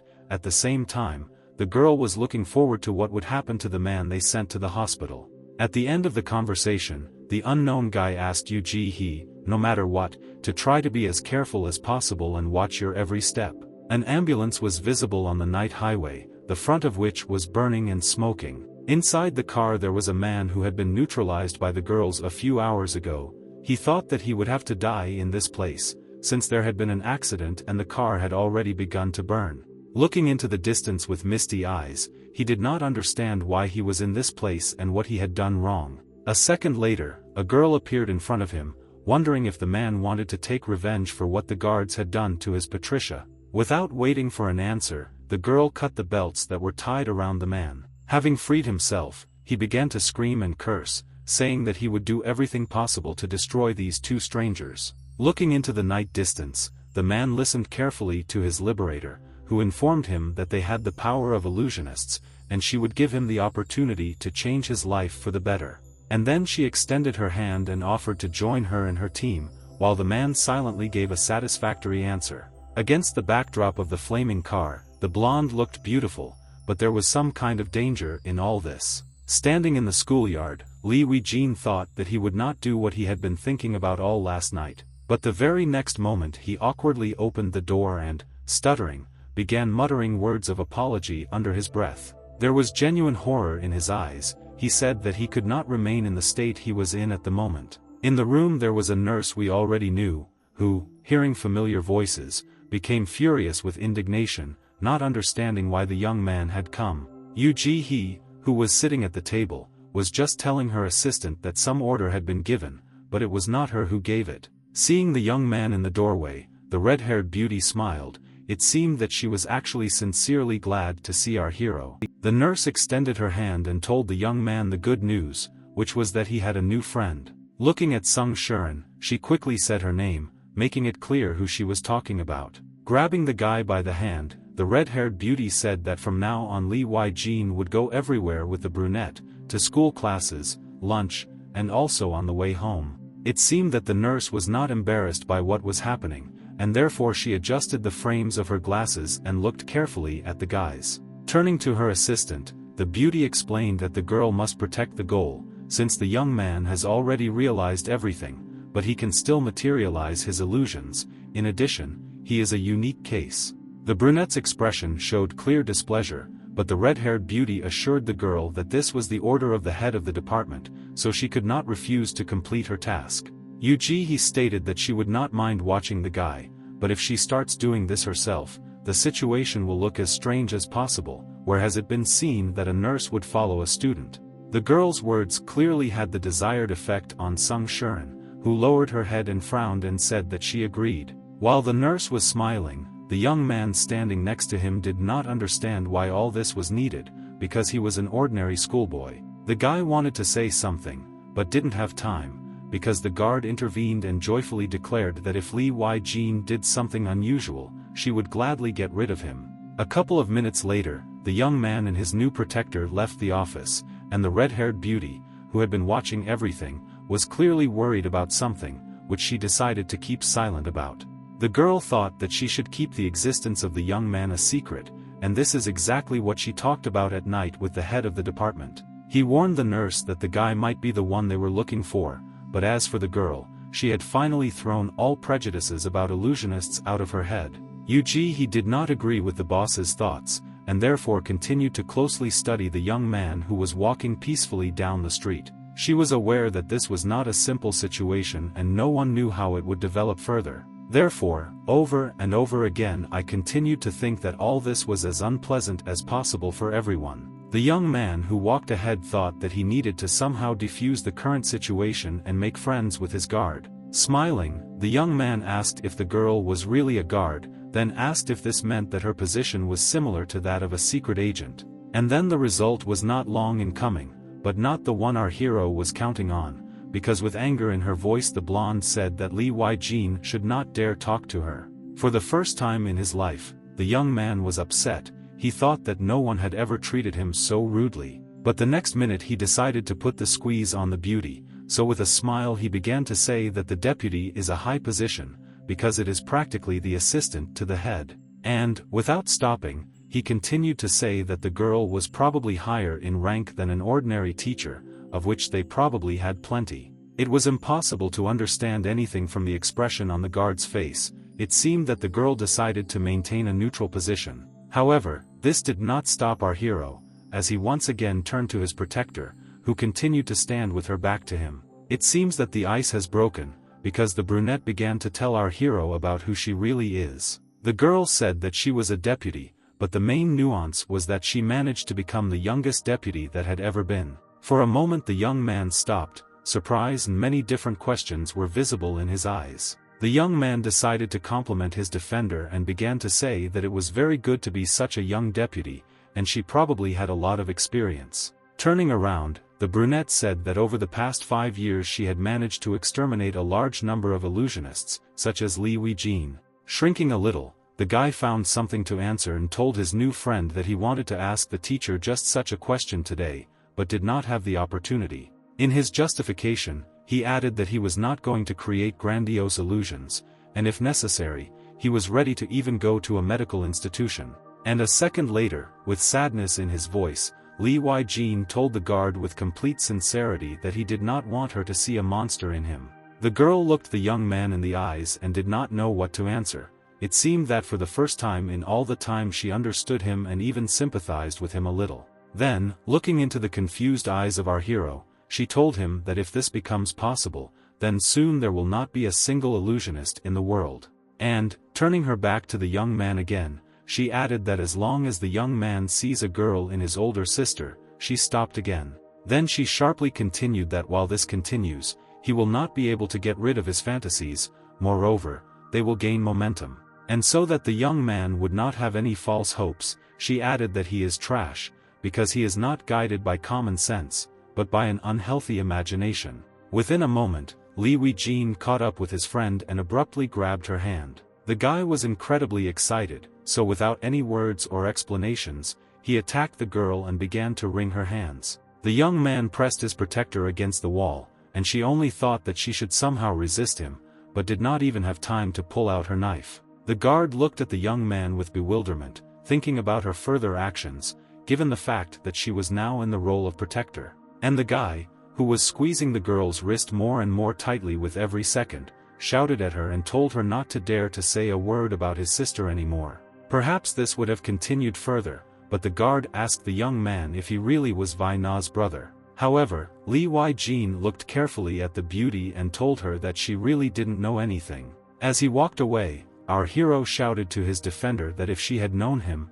she would never have said what she said. Now the brunette did not understand what was happening. She looked carefully at the young man who was walking in front of her. It turned out that the girl wanted to take revenge, as she quickly accelerated and ran after Lee Wei-jin. The next second the brunette swung her hand and was about to hit the guy, but before that she shouted at him for some reason, ordering him to dodge. The young people began to fight, but there was so much dust around that it was impossible to see anything. The girl was beating the guy who was already sitting on the ground, and it is quite possible that her intention included something more that she could not afford. Sitting still there on the ground, rubbing his head and looking at his torn hands, Lee Wai-jin asked the guard why she had offended him. The brunette lying in the guy's arms didn't have time to answer anything, but that wasn't necessary, because in a trembling voice the guy began to address her, pronouncing her name. Sung Shuren sat motionless. It was difficult to say what she was thinking about at that moment.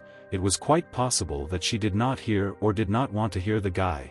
In the light of a sunny day, the figure of a red-haired young lady appeared, who, with doom in her voice, asked for forgiveness from her master. She stood defenselessly on the road, holding some kind of long stick in her hands, and with sadness on her face she made excuses, saying that she had failed to kill the enemy, although she really wanted to do it. The next minute her face became more cheerful, but she did not calm down, again asking for forgiveness from her master. The fat man leaned on the column and said with satisfaction in his voice that the most important thing for him was Patricia, everything else did not matter. With his hands folded across his chest, the owner said in a menacing voice that he was not going to lose the girl again, because she was so important to him. The guy and girl, who had been sitting on the ground all this time, finally turned their heads. The brunette, amazed at what she saw, said that there was another illusionist in front of them. Squinting, our guard looked carefully at the fantasy girl, realizing that she was an illusion of the one who was destroyed just a couple of hours ago. However, the guy who listened carefully to his protector did not understand how it was possible that the fantasy, destroyed in front of the illusionist, rose again and continued to do what it did before.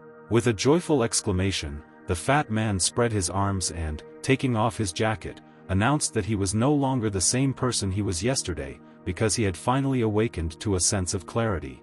Holding the staff in his hands and heading somewhere forward, his fantasy repeated the same words as the owner a minute earlier. It confirmed that it had also changed. The next minute the girl leaned on her stick and soared into the air, doing everything possible to attract attention. She smiled and informed everyone present that she had completely changed. Yesterday there was one girl, and now a completely different one. Realizing that danger was very close, our guard grabbed the young man by the hand and dragged him along, saying that they needed to escape as quickly as possible. Realizing that the guys were running away, Patricia turned to her owner, asking why he was standing, because it was necessary to catch up with the fugitives. The fantasy girl did not understand why they were standing, but her master said with calm in his voice that now was not the time to rush and chase anyone. The fat man seemed to enjoy the fact that Sung Shuren and Li Wing were afraid of him, and therefore tried to hide as quickly as possible. He thought about how bad it was to be a victim,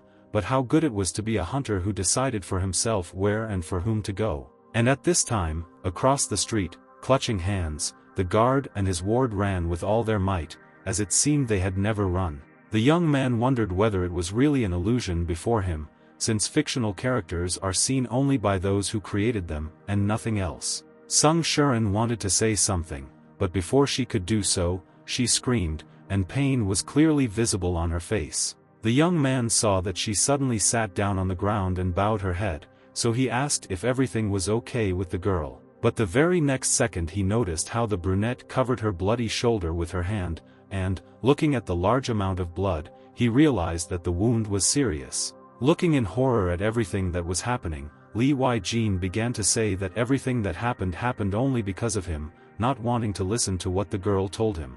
Raising her head, the beauty looked at her ward with a serious look and told him that everything happened only because she was ordered to protect the guy. The next minute, Sung Shuren stood up and walked forward, demanding the young man to follow her. For a moment, the brunette froze, and then said that if the young man dies, a real disaster will happen, so she must do everything possible to arrest the illusionist and exterminate his fantasy.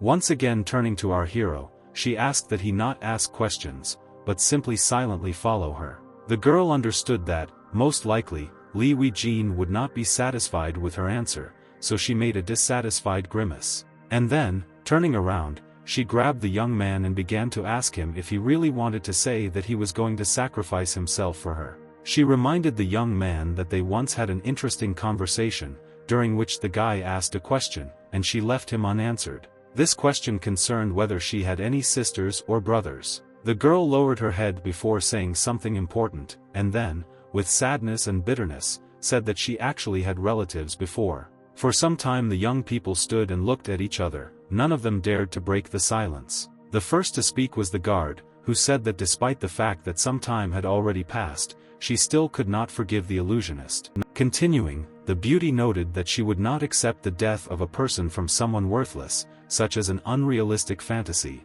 While the girl was looking somewhere into the distance, the young man began to ask her what kind of illusion we were talking about. However, the very next second the conversation was interrupted. Sung Shuren noticed in front of a fat man and his Patricia, who were approaching them very quickly. She understood that it would be difficult and it did not matter whether they were real or illusory.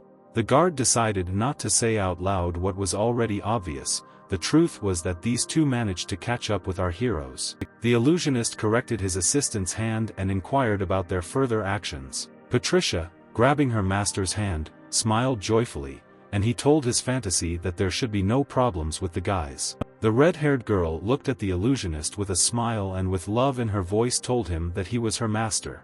Within a minute, Sung Shuren stood in full combat readiness, and the young man shouted after her why she needed a kitchen knife, and what she could do with it. Patricia also noticed this weapon, thinking to herself that her rival actually had a good bladed weapon. Hearing what her ward asked, she answered him in a calm voice, saying that a knife can cut anything, and it doesn't matter whether it's an illusion or reality. Patricia heard the boys' conversation very well. The girl smiled sarcastically, pressing her braid closer to herself, and thought that it was unknown who would defeat whom. And then, with joy in her voice, turning to our guard, she offered to check who she really was and whether she was a master in her field. The next moment, Patricia grabbed her weapon and began to swing it with all her might, trying to show her superiority. While she was spinning, Sung Shuren was not idle either, and she began to move towards her rival. Soaring into the sky, our heroine thought that the level of the organization was completely different, although it was not clear who she was thinking about at that moment. While the guard was performing her trick, she really understood that the opponent standing in front of her was not the same opponent whom she and her teacher had destroyed yesterday. The girl noted for herself that for the knife it makes no difference who to destroy, because it is a blessed object, imbued with the power of different religions. She also emphasized that the existence of this bladed weapon violates all the laws of physics, since there is nothing in the world similar to this knife. Having dropped to the ground, Sung Shuren once again looked at Patricia, who was also standing on the ground, but did not let go of her weapon. Li Weijin watched everything that happened with horror in his eyes, not understanding whether he would really witness this battle. Before the attack, the brunette remembered some story during which the knife did its job perfectly, and therefore, without hesitation, she grabbed the handle harder and headed towards her opponent, showing with all her appearance that she was ready to fight. A moment later, the knife blade hit Patricia's braid. It seemed that something unusual was about to happen, but the girl couldn't do anything. She hit the red-haired girl's weapon again and again, but the desired effect did not occur, and this infuriated our guard. Realizing that something was happening that she did not expect, the brunette with anger in her voice stated the fact that, most likely, her knife had become dull. Realizing the sticky situation she was in, Sung Shuren retreated for a while to gather her thoughts and formulate a new plan. She saw her rival triumphantly swinging her staff, showing all its strength and power. Standing to the side, the guard began to think that her weapon had somehow lost its power. Horror was visible on the brunette's face. She tried to collect her thoughts and even began to remember some story. However, the very next second she heard her ward loudly shouting her name. The guy understood that everything could end sadly, so just in case he warned the girl about the impending danger. The next moment something happened that none of those present on the street expected. With one jerk the guy found himself in front of his protector. It seemed that he had turned into some kind of superhero, because in just one moment he managed to throw off his backpack and fly up to the guard. She, in turn, opened her mouth in amazement, and all that she could say was the name of our hero. At that moment she was not capable of anything more. Sung Shuren quickly came to her senses and began asking the young man if everything was okay with him, if he was hurt. The young man wanted to say something, but all his attention was directed to Patricia, who stood a short distance behind him. She wanted to ask something, probably not understanding why the guy did what he did, but she decided to remain silent. But after a moment, the owner spoke, who did not know what the plan was, and whether the boy would interfere with its implementation, but, having received the answer he needed, fell silent. Patricia, who had been thirsting for revenge for several hours, decided that now was the best moment to destroy both the guy and the guard. And while the guys were solving their problems, someone was talking on the phone, wondering if the older brother had come home. It was Wai Na, who, while talking to someone on the phone, complained that Li Weijin not only didn't show up, he didn't even answer phone calls. The girl suggested that her brother was unlikely to stay in some establishment until late, but before our heroine had time to finish speaking, she heard silence on the phone and her interlocutor hung up. It turned out that it was Vai Na's friend, who for some reason did not listen to the blonde to the end. Swearing and angry, the girl continued to scream, being alone in a large apartment. While YNN struggled to find out where her brother was, Li Weijin watched as his protector stubbornly tried to defeat her opponent. Sung Shuren's eyes showed many different emotions, and all of them were as negative as possible. The same cannot be said about the fantasy Patricia, who looked attentively at the brunette and smiled openly, clearly believing in her victory. The girls jumped up, soaring into the air and performing all sorts of tricks that they were capable of. Our guard tried her best to destroy Patricia's staff. She tried again and again, but nothing worked. For a moment the girl stopped. She felt that a young man was standing behind her, calling her by name. With fear in his eyes and trembling in his voice, the young man asked his protector how she was feeling and if everything was okay with her. The answer was not long in coming, but it was not the answer that the guy was counting on, since the girl threateningly asked why he was still here and ordered him to leave. After thinking for a second, she said that if the knife had really lost its power, then she could not guarantee that she would destroy the illusionist, and this would only be possible if the illusionist himself died. Looking the guard in the eyes, the young man thought that when the illusionist dies, his fantasy will dissipate on its own, but it seemed that he was trying to live forever, because, hiding his hands in his pockets, he carefully looked at Patricia, clearly satisfied with the result. Once again, Sung Shuren decided to try, but this time she was interested in a plump man, and thought that by attacking him, she would have little time to save the guy. Patricia's owner turned to our guard with a smile on his face, asking her if the beauty was really so afraid of losing the young man whose life she was fighting for. But without waiting for an answer, he began to laugh loudly and call on his imagination. She reacted with lightning speed, drawing attention to the fact that her rival had accelerated and was running towards the owner. The red-haired illusion, grabbing his staff with a smile in his eyes, rushed forward, but not in the direction of the brunette, but in the direction of our hero. Sung Shuren couldn't believe her eyes as she saw her opponent heading towards the one she had to protect at the cost of her own life. The girl saw how Patricia, holding the staff in one hand, looked bloodthirsty in the direction of the young man, as if not daring to take the next step. Still with a smile on her face, raising her weapon, she turned to the young man, telling him that this time everything would be different, and she would not allow him to protect the guard. With all her strength, the girl directed the blow towards our hero, who at that very second took off the ground and flew somewhere. Sung Shuren couldn't believe her eyes. She didn't understand how Patricia could decide to do this, and most importantly, why the guy decided to sacrifice himself. There was a feeling that time had frozen. Genuine fear lurked in the girl's big eyes. She was thinking only about one thing, about the guy she was obliged to protect. Seeing the young man hit his head on the ground, the girl screamed loudly, saying his name. The spectacle was as scary as possible, because the blade of a staff that belonged to fantasy was sticking out of the guy's chest. All this clearly occupied the fat man, who, turning to the brunette, triumphantly informed her that now she, too, knew what it was like to feel when you lose someone close and dear. The red-haired illusion looked at the lifeless body of the young man, but neither joy nor satisfaction was visible in her eyes. With a frightened look, she looked at her master and called out to him. However, before the man had time to say anything, the most incredible thing happened. The guy who had been sprawled on the ground a second earlier stood up, resting his hands on the ground, and looked in the direction of his offender.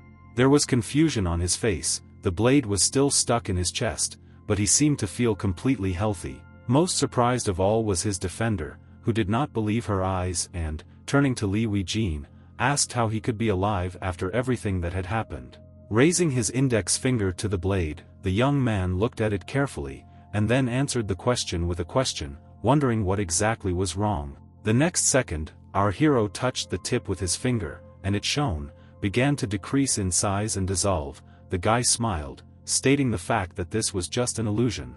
He finally relaxed and looked into the eyes of the guard, who still could not come to her senses and was looking at what was happening in surprise. Sung Shuren still couldn't believe that some doll could have powers greater than her own. The girl repeated that the red-haired illusion has very small hands, but at the same time she is able to rotate the wedge and with just one movement easily break the enemy's back. Still not believing what had happened, the guard asked our hero questions regarding whether the girl was really an illusion or perhaps she seemed quite real to the guy. But the guys didn't have time to finish, because the very next second the fantasy soared into the air again, about to strike again. However, within a second something inexplicable happened, because the one who a couple of moments ago was going to kill everyone was sitting on the ground, covering her head with her hands. And those watching everything from the side smiled joyfully, turning to the fantasy girl and telling her that they were not afraid of anything. There were 3 children standing in the schoolyard, among whom was our hero.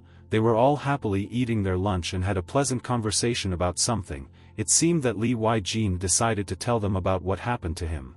Namely, that some time ago he sat huddled, turned to his guard and told the girl that he simply imagined a terrible weapon in the form of an illusion that was supposed to disappear. And then the guy noted for himself that it actually worked. It happened the way he wanted it. Sung Shuren still did not understand him, and he continued to inform his protector that the whole fight was actually an illusion and in reality the girl was not a girl, but a child.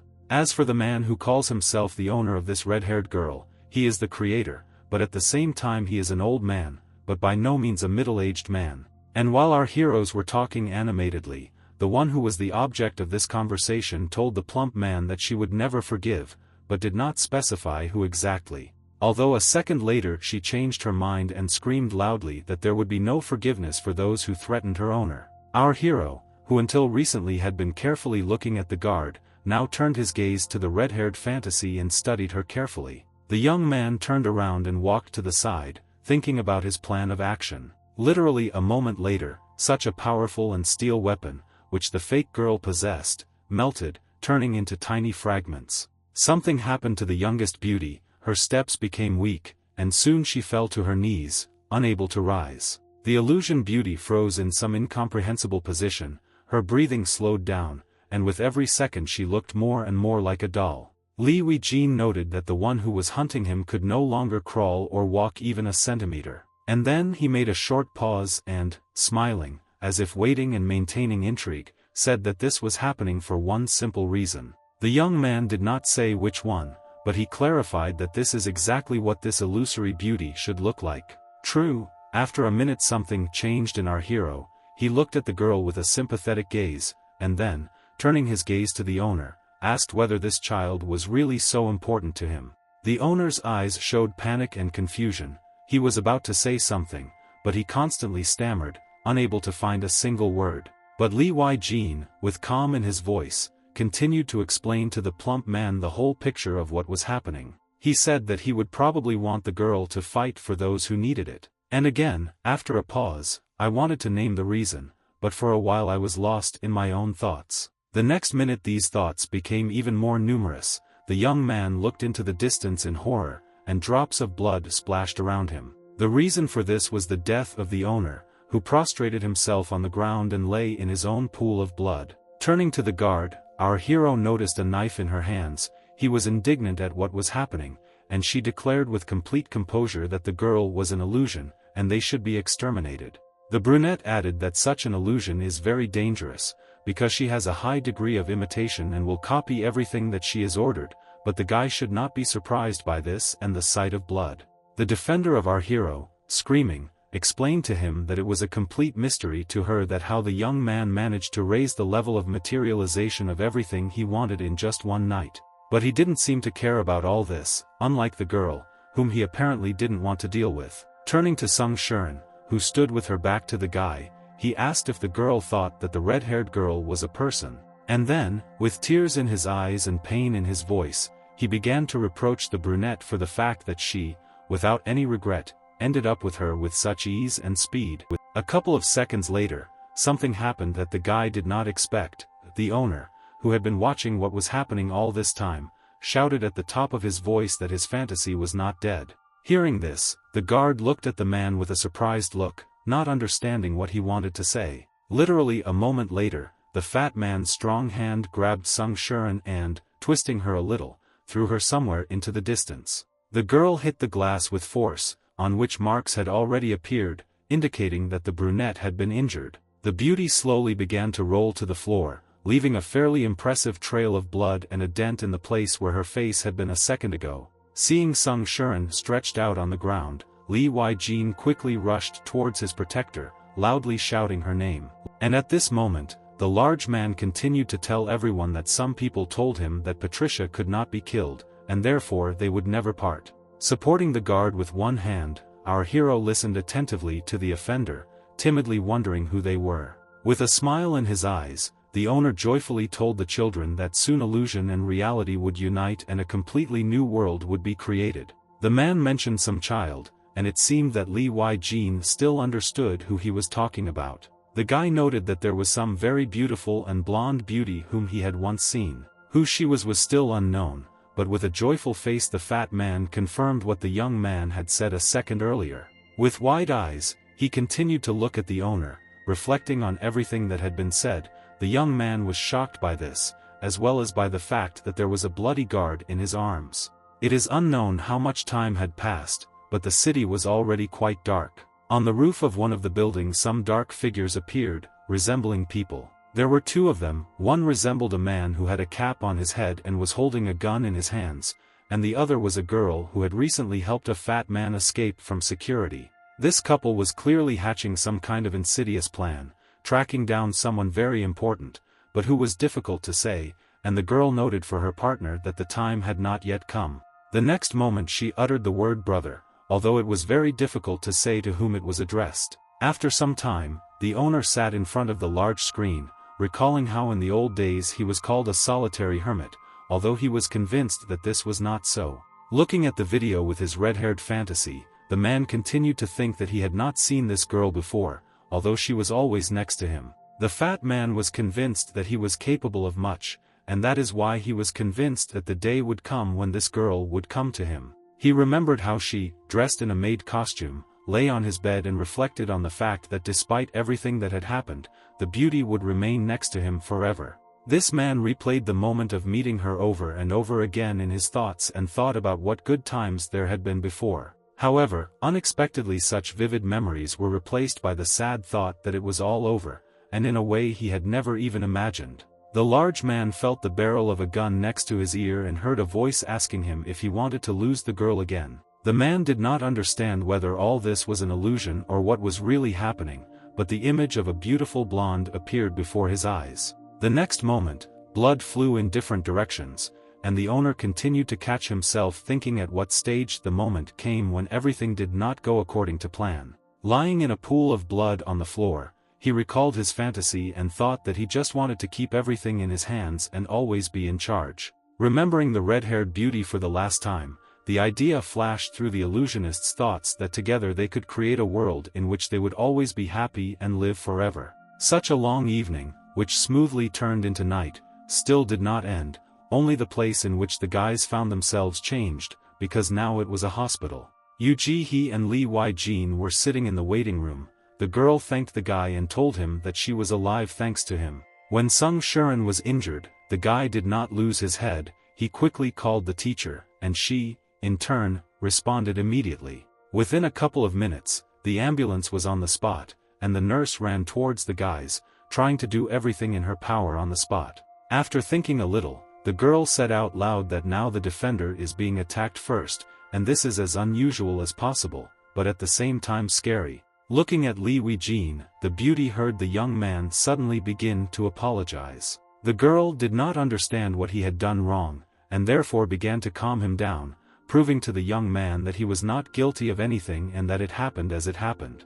However, the guy covered his face with his hands again and said that nothing would have happened if it weren't for him. Once again carefully looking at the young man, the nurse thought about his words, still not understanding what he had done wrong. The very next second our heroine got up from her seat and headed somewhere, but before that she asked the guy to wait for her for a few minutes. These couple of minutes turned into an eternity for our hero, because, immersed in his thoughts, he was again transported to the events of that evening. The young man blamed himself for being useless and for not helping his defender at the right moment, but, on the contrary, distracting her. But at this very moment of reflection, Lee Wei-jin was interrupted by a voice that told him that Sung Shuren was in the 30th ward, and the guy could visit the patient. Not understanding whether the girl was conscious or not, he ran along the corridor, but stopping in front of the right door, he hesitated a little. The young man looked confused. He did not understand whether he should go into the room alone or whether it was best to wait for the nurse who had so suddenly disappeared. Our hero chose the first option and after a few seconds, opening the door slightly, he began to look inside through a small gap. On the couch, with her back to him and facing the large window, sat his protector, the one whom he could not protect. Without turning around, she turned to the young man, asking him to fasten the top of her underwear. The young man stood rooted to the spot, with his eyes wide open, not understanding whether he imagined what she said. But before he had time to come to his senses or say anything, the brunette explained her request by saying that she could not reach the clasp.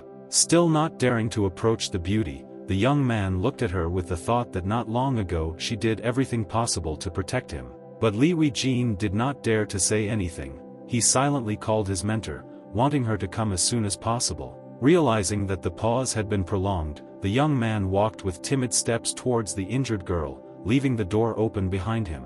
He carefully sat down on the couch behind his protector, noting her bandaged wounds and abrasions. Having finally decided to do what Sung Shuren had asked him to do a minute earlier, the guy clarified exactly how he should fasten the bodice, all the way or not. The next moment, the beauty's eyes widened and darkened in surprise. It seemed that the girl was waiting for someone else. Turning sharply, she saw a young man sitting next to her, and called out to him loudly, as if making sure that it was really him. Now a state of surprise overtook the guy, who looked at the guard with wide eyes, not understanding what was wrong. The young man looked as stupid as possible as he held one side of the underwear in one hand. Realizing that something had gone wrong, our hero abruptly dropped the piece of underwear, raised his hands and screamed in surprise. He wanted to say something, but the guard beat him to it, ordering the young man in a loud voice to get out of her room. Bent over so that the young man would not look at the girl, she still continued to shout for him to immediately leave the room. However, the guy who had decided a moment ago that he wouldn't touch the guard's underwear again took hold of the straps to start and finish what he started. The girl didn't seem to understand what was going on, so she fell silent for a second and decided to wait to see what would happen next. At that moment, the young man continued to fiddle with the straps, informing the brunette that just a second and everything would be ready. And indeed, a moment later the guy finished what he had planned. Then he took the girl's outerwear and offered to help her get dressed, realizing that it was possible that she would not succeed in this procedure either. Lee Wai-jin thought that everything would be easier if the brunette agreed, although she did not do this, but again began to scream and ask the young man not to touch her. But this time Lee Wai-jin also did not listen to the beauty, and therefore turned her around so that the girl could stick her right hand through. Finally, the guard calmed down and began to do what the young man suggested. She raised her hand and slowly began to push it into her sleeve. Everything turned out to be quite quick and simple, because in the next second one part of the body was partially covered. But before our heroine had time to start putting her left hand in, a storm of emotions overwhelmed her again. The girl did not understand why she subconsciously succumbed to instinct and protested again. The young man, not wanting to continue to quarrel with the guard, allowed her to do everything herself, but at the same time asked how well she would be able to do it, given the wounds inflicted by the enemy. It seemed that he was right, because the very next moment Sung Shuren's face grimaced in pain. It was clear that the girl was having a hard time doing all this, although she did not give up, hoping for good results. But these results were negative, no matter how the brunette tried to get dressed, but nothing worked for her, and instead she stretched out on the couch, turning to our hero. The guy was not embarrassed by this turn of events. On the contrary, he laughed and, wanting to defuse the situation a little, told the brunette that for the older brother, who lives and helps his sister in everything, helping the girl with dressing would not be difficult. However, the guard did not like this statement. Irritation and anger were visible in the girl's eyes. She did not understand how such an intimate activity could be natural for a young man. Perhaps it was not in vain that Lee Wai-jin remembered that he had a sister, because at that very moment Wai Na was running down the corridor, trying to find the young man. The girl wanted to come as soon as possible, because she did not understand what had happened. It was news to her that her brother was in the hospital. The young beauty thought that her brother was an idiot, because if he had thought sensibly, then no unpleasant story would have ever happened to him. As for Lee Wai-jin, looking at the beautiful body of his protector, he noted that despite the fact that it is as fragile as possible, it already has so many scars, which are evidence of the struggle with the commanders. While helping Sung Shuren with changing clothes, the young man was tormented by the thought of whether this girl would continue to despise him, because he could create illusions at any moment. Although the guy was interested not only in this, but also in why the girl decided to change clothes, because she was in the hospital. Besides, it was already night outside, which means it was not time to go anywhere. Having asked about this directly, the young man received a terrifying answer, since it turned out that the brunette was going to fight with someone. And although there was clearly amazement on our hero's face, the guard explained that the young man himself had heard that there was some driver who was following someone's orders, and this meant that the whole world was under threat, so it was not time to sit. Continuing, the beauty suggested that there were probably allies of this person close to them, so it was necessary to make the most of the time they had. The guy understood everything perfectly well, but he decided to remind his defender of the state she was in and what she had experienced just a couple of hours ago, but she just waved it off. Perhaps he would have ignored everything that was happening, but not in this case. The young man said that he would not leave the guard behind. And therefore, the very next second, angry and with rage in his voice, he shouted after the beauty and demanded that the girl immediately undress. He convinced Sung Shuren that she was a patient, so she should change into appropriate attire, lie down and rest. And to stop the girl, Lee Wai-jin approached her and began to unfasten the buttons on her coat, first taking care of the top of the product. A quarrel broke out between the young people. The guy continued to convince the beauty that she was obliged to stay, although she resisted in every possible way, telling the young man that he should not interfere in matters that did not concern him. It seemed that Lee Wai-jin would not back down, since his actions showed a clear intention to stop his protector at all costs. The conflict led to the fact that Sung Shuren found herself lying on the floor with her coat unbuttoned, and the young man leaned over her, carefully examining the brunette's bust. Each of them at that moment was thinking about something different. The girl opened her eyes wide in amazement, and it was difficult to read the emotions in the eyes of the young man. After a couple of seconds, the guys stood up, but despite this, the young man continued to hold on to the top edge of the guard's coat. At that moment, Vaina appeared in the room, holding the door and carefully watching what was happening in the room. The picture was as strange as possible, because there was a girl on one side, and Li Weijin was looming over her. Since the coat only covered the brunette's back, everything else was visible. One could suspect something not very decent. Realizing how Li Weijin looked in such a situation, he turned sharply towards his sister and was about to say something to her. However, for some time the guy still stood silently, carefully looking at his sister, so timid and innocent. Plucking up courage, our hero tried to explain something, but instead, separate phrases escaped him, from which it was extremely difficult to grasp the meaning. Vaina, who was studying the guys, understood this too. Her hand indicated that her brother's vague explanations did not have the desired effect on her. The blonde beauty raised her hand. She clearly did not intend to wait for any explanations, since she believed that everything was already clear to her. The next moment, the sound of a slap was heard in the room. It was so loud that it seemed to be heard, if not in the entire hospital, then at least in the nearest wards. Li Weijin, who had previously closed his eyes, opened one slightly to see what really happened, since he was fine. The first thing that caught the young man's eye was the incomprehensible face of Sung Shuren, who continued to sit in her place. Judging by the position of his sister's body in her hand, which was already to the side, he realized that Vaina had decided to punish not him, but the girl, who had already suffered quite a lot this evening. The brunette raised her hand and brought it to her cheek. Misunderstanding was visible in her eyes. Fear could not grasp what she had done wrong and what she had done wrong. This situation was incomprehensible to our hero, who did not take his eyes off the victim, and Vaina at that moment glared menacingly at her opponent, as if making it clear that it was dangerous to play with her. Rubbing her wrist, the blonde finally broke the silence and said threateningly to Sung Shuren that she didn't really care what she did. The most important thing is that this does not concern her brother, who immediately began to defend the guard, reporting that the girl saved him from imminent death. However, Vaina was not going to stop. She continued to scream and blame the brunette, confronting her with the fact that if she wants to protect her brother, she can do it, but the main thing is that the guy is not around. Sung Shuren had already suffered enough, so she didn't want to explain anything and somehow made excuses, so the girl chose silence. The young man understood that his sister was wrong, so he hurried to tell the events of that evening, but ran into accusations that he knew nothing about what really happened.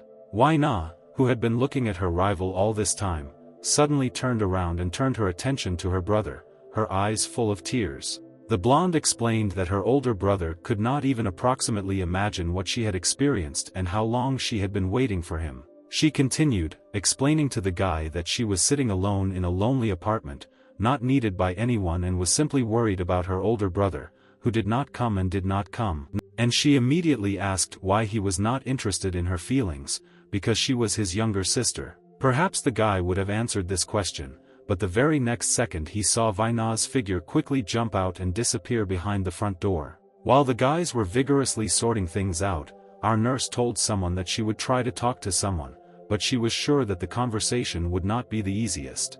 Our heroine convinced her interlocutor that she would do everything possible to convey to the girl the essence of what was happening, and, having finished the conversation, the red-haired beauty thought about something for a minute. The girl went outside and saw Vaina jump out of the next door at that very second. The teacher thought that she would have to convince the blonde of something, so she hurried to stop her. A second later, Li Weijin appeared, trying to call out to his sister, but all he saw was the girl hiding from him, getting into a passing car. The guy didn't know how to make his sister hear him, so he stood and simply waved his hand, and the nurse did the same. The red-haired beauty asked the guy, or rather stated the fact that she and her sister were very united. A few minutes later, there was a conversation in the ward about going on vacation and retiring for a while. Sung Shuren, in question, did not understand how she could leave her job in such a difficult period, how she could not fight, because this is the meaning of her life. However, our nurse, who started this whole conversation, said that the girl should obey, since this was not her whim, but an order from above. However, the brunette did not let up and continued to protest, not realizing that she was unlikely to be able to achieve anything with such behavior. Yu Ji-hee, looming over her, tried to appear more convincing as she began questioning her deputy as to whether her knife had lost its power. And then she repeated the same thing, but as a fact, telling the girl that she had lost the ability to get rid of drivers, therefore, how she planned to fight without her main weapon.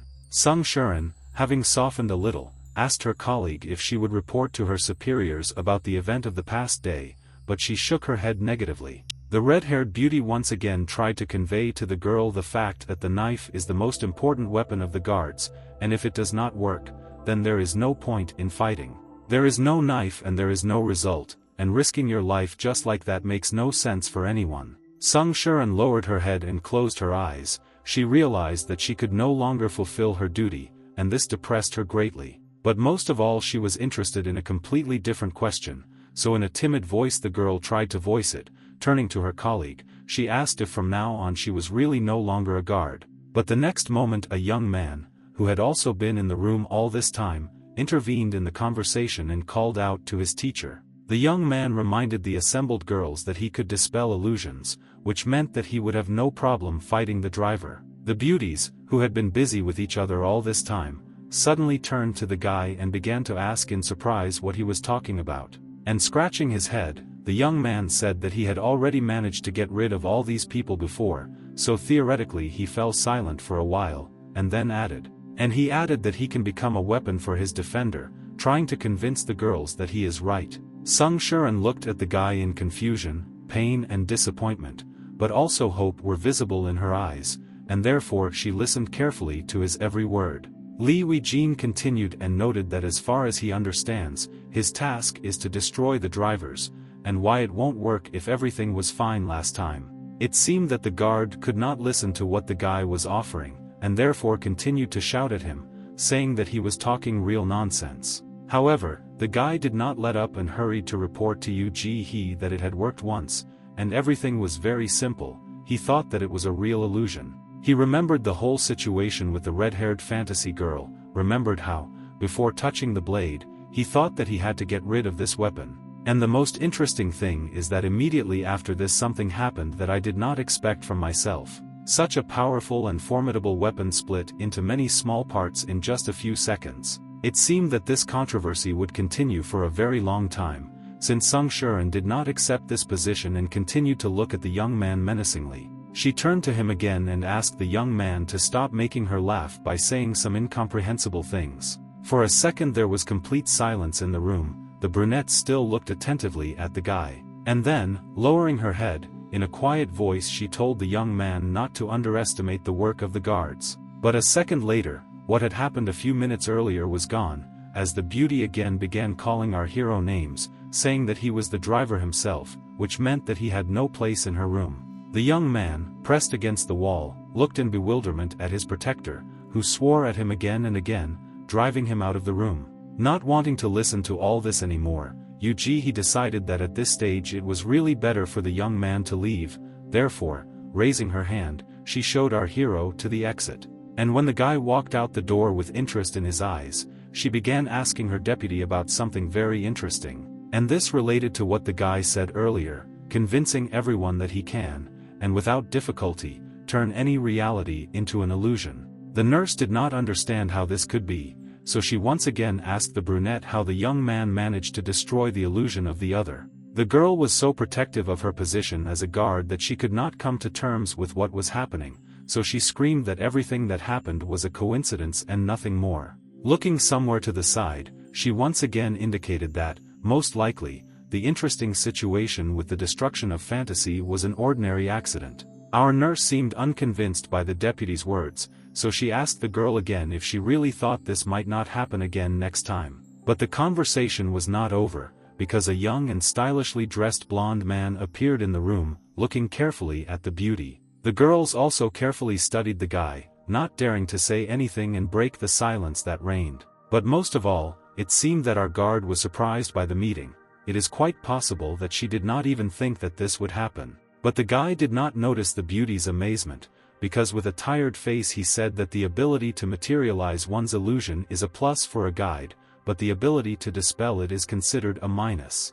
And, having finished the last phrase, he pulled out some kind of jar and quickly threw it to Sung Shuren. The girl took the gift, studied it carefully and asked the young man in bewilderment why he brought her canned tuna. However, the man did not seem to hear the question, and sitting opposite our nurse, he told her that the guy was truly unique. If he really could do everything, then the guards no longer needed to fight.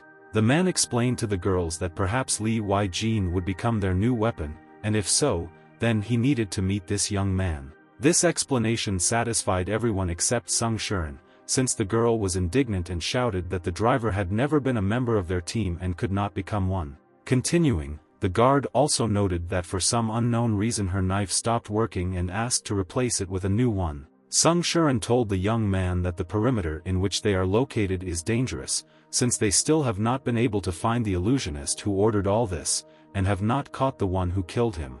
After a short pause, the girl bowed her head and said with sadness in her voice that if she didn't hurry up, but then she faltered. She didn't have time to finish, because the young man beat her to it and asked if she believed that something made her stronger. The boss also asked the girl who she thought was responsible for turning a weapon filled with divine power into a useless kitchen knife. And a second later, taking the cold weapon in his hands, he added that the guard must know that the power of the knife comes from the owner of powerful psychological strength. The man did not let up, as if testing Sung Shuren, and added that she herself destroyed a precious national treasure, and after all this, she still dares to ask for something. Touching the blade and looking impassively at the girl, he asked if she wanted him to give her a new weapon, and without waiting for an answer, he said with a verdict that the guard had performed her service well, and now he congratulated her on her retirement. Then he turned around and walked towards the door with the same impassive look. The young man opened it, stood in the doorway for a second, and then hurried away, leaving the beauties alone. Everything happened so quickly that Sung Shuren didn't even have time to say anything. Various thoughts and questions were spinning in her head, but there was no one to ask them. The depressed and upset girl sat on the bed with a devastated look. It seemed that this minute conversation had destroyed absolutely everything. The first rays of the sun burst into the room, but the brunette continued to sit in her place, without taking a single step. With the same sad and depressed look, the girl understood that she had only one single solution left, but which one, she decided not to say out loud, even to herself. And indeed, the day was in full swing. The weather was wonderfully sunny outside, and a great mood was in the air. There was a blender on the kitchen counter filled to the top with a smoothie that included homemade yogurt and fresh strawberries. In addition, there were various other dishes, including a special sandwich with organic vegetables, chicken breast, covered in eggs. But that was not all that was offered, since the light was on in the oven and there was a baking sheet on which something was being cooked. A minute later, gloved hands took out a baking sheet on which the freshest croissants were displayed. They were fried and had such an aroma that you could smell it even on the street. The table was simply replete with delicious food. Surely the one who prepared it all was considered a real culinary gourmet. To the great amazement of many, behind all this was Li Wei-jin, who, talking to himself, stated the fact that all the food he prepared was what his sister liked most. With a smile on his face and enthusiasm in his eyes, the guy believed that thanks to such a step on his part, his sister's opinion would change. He recalled how the girl flew out of the hospital room, tears were shining in her eyes, so the young man really wanted his beloved sister to smile again.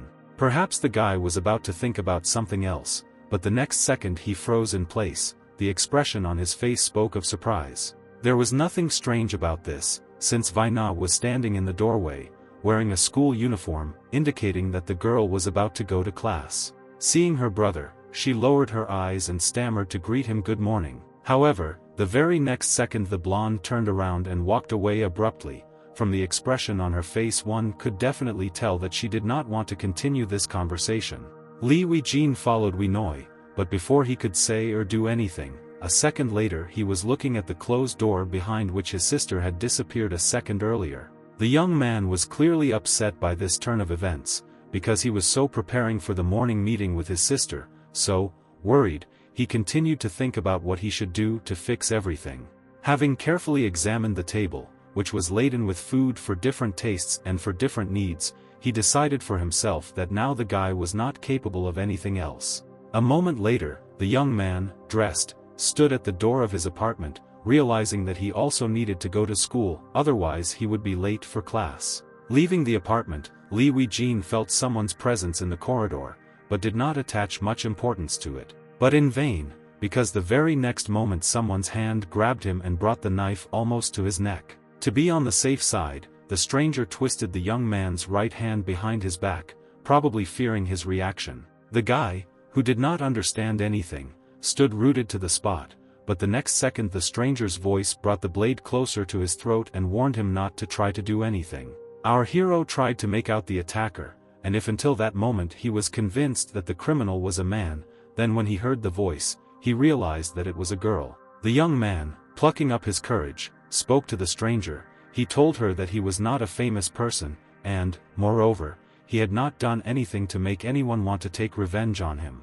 Our hero managed to turn his head a little towards the criminal, and at that moment some thought occurred to the guy. Turning even more and looking at the kidnapper's face, Li Weijin began to shout that she was most likely a driver hunter. A pretty young brunette raised her cap slightly, probably so that the young man could see her better. However, he didn't have time to say anything, because the guys quickly walked away somewhere, moving further and further away from our hero's house. The girl followed Li Weijin, and she pushed him forward, guiding him and telling him where to go.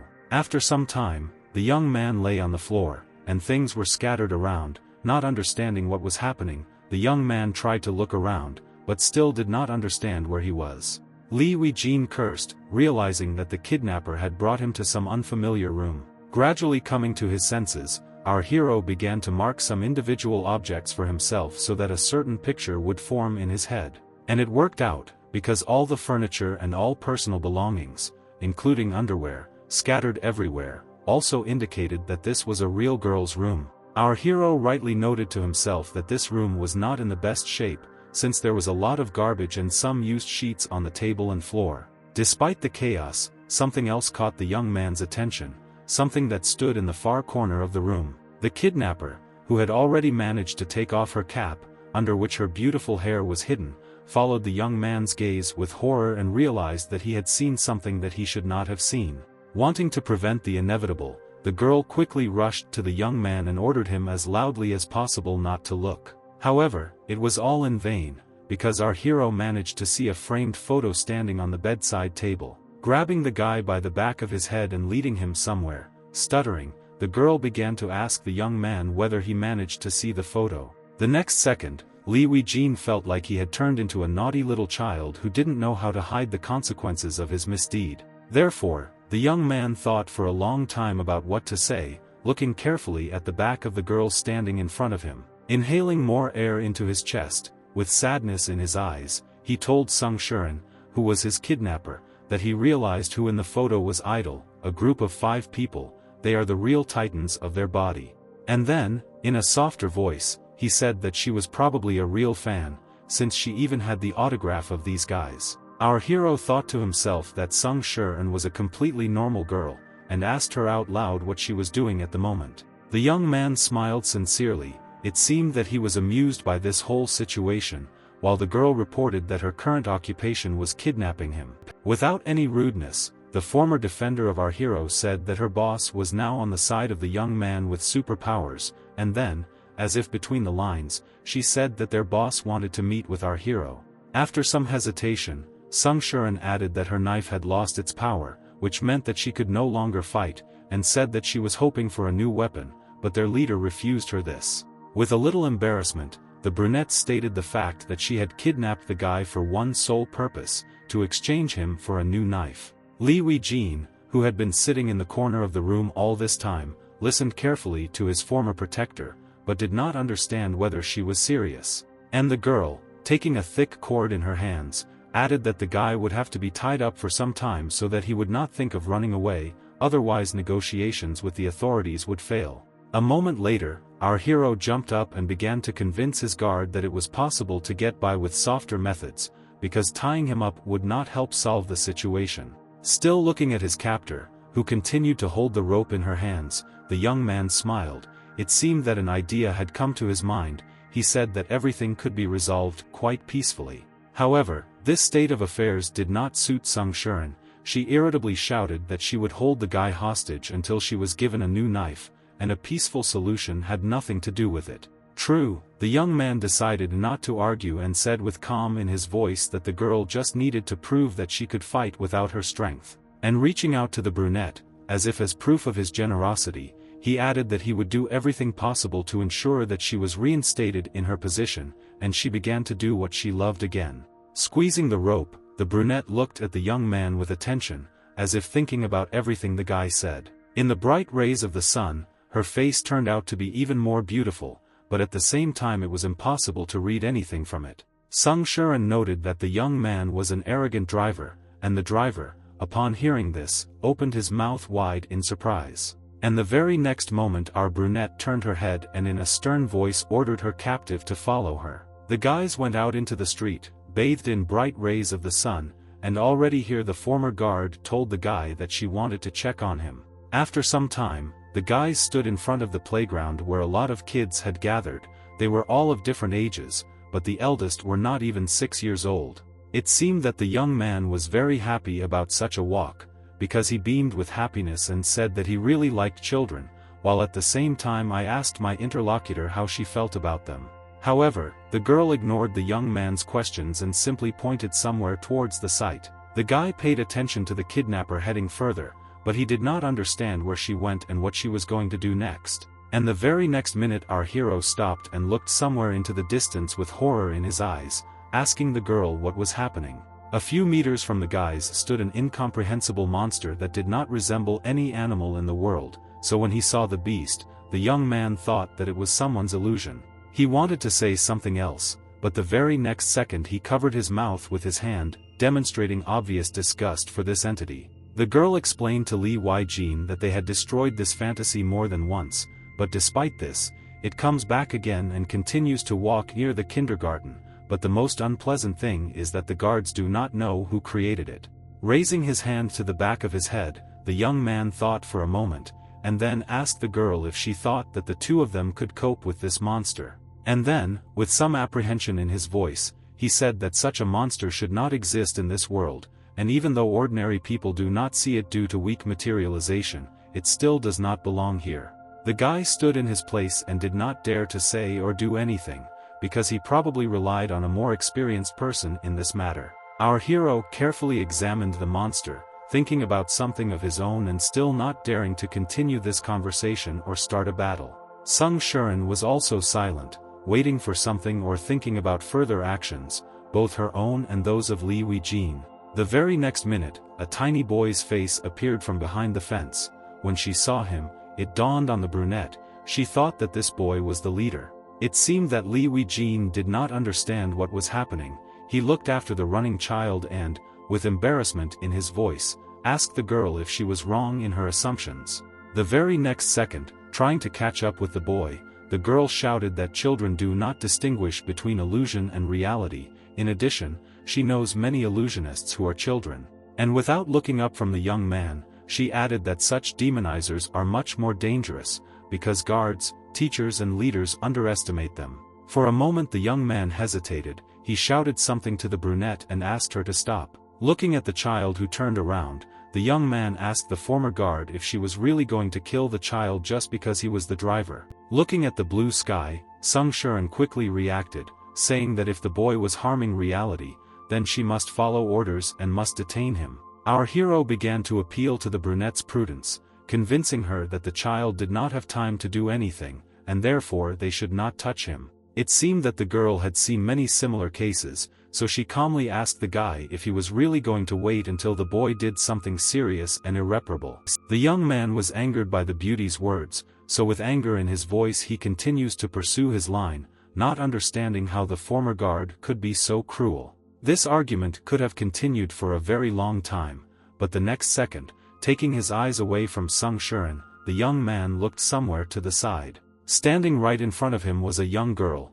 From her clothes it was clear that she was a schoolgirl. In addition, a high school student.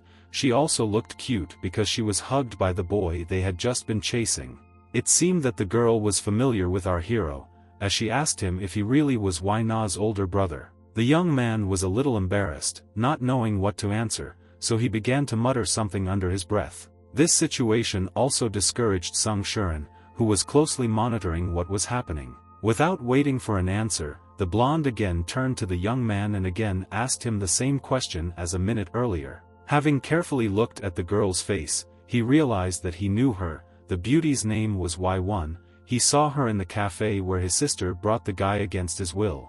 Timidly, the young man began to make excuses, saying that he remembered the young girl, but forgot her name. However, it turned out that she didn't care at all. She just stood there and smiled at our hero. Suddenly, the baby, who was hugging the girl, suddenly looked sharply at her and asked who this young man was. Squatting down so that she could look the child in the eyes, the girl told the baby that this was Wai Na's older brother, whom he knew well. While Yi-won was talking about her older sister, our hero looked somewhere to the side with bewilderment on his face and horror in his eyes. Lee Wei-jin had thousands of thoughts in his head, but he could not manage to organize them, so he could not fully formulate his main idea. Although the main thing from his thoughts was that he had completely forgotten about the one whom he should not have forgotten. And it was not Wai Na, as one might think, but Sung Shuren, who a few minutes ago had threatened to act in accordance with the order, and then suddenly thought that she was unlikely to harm the baby.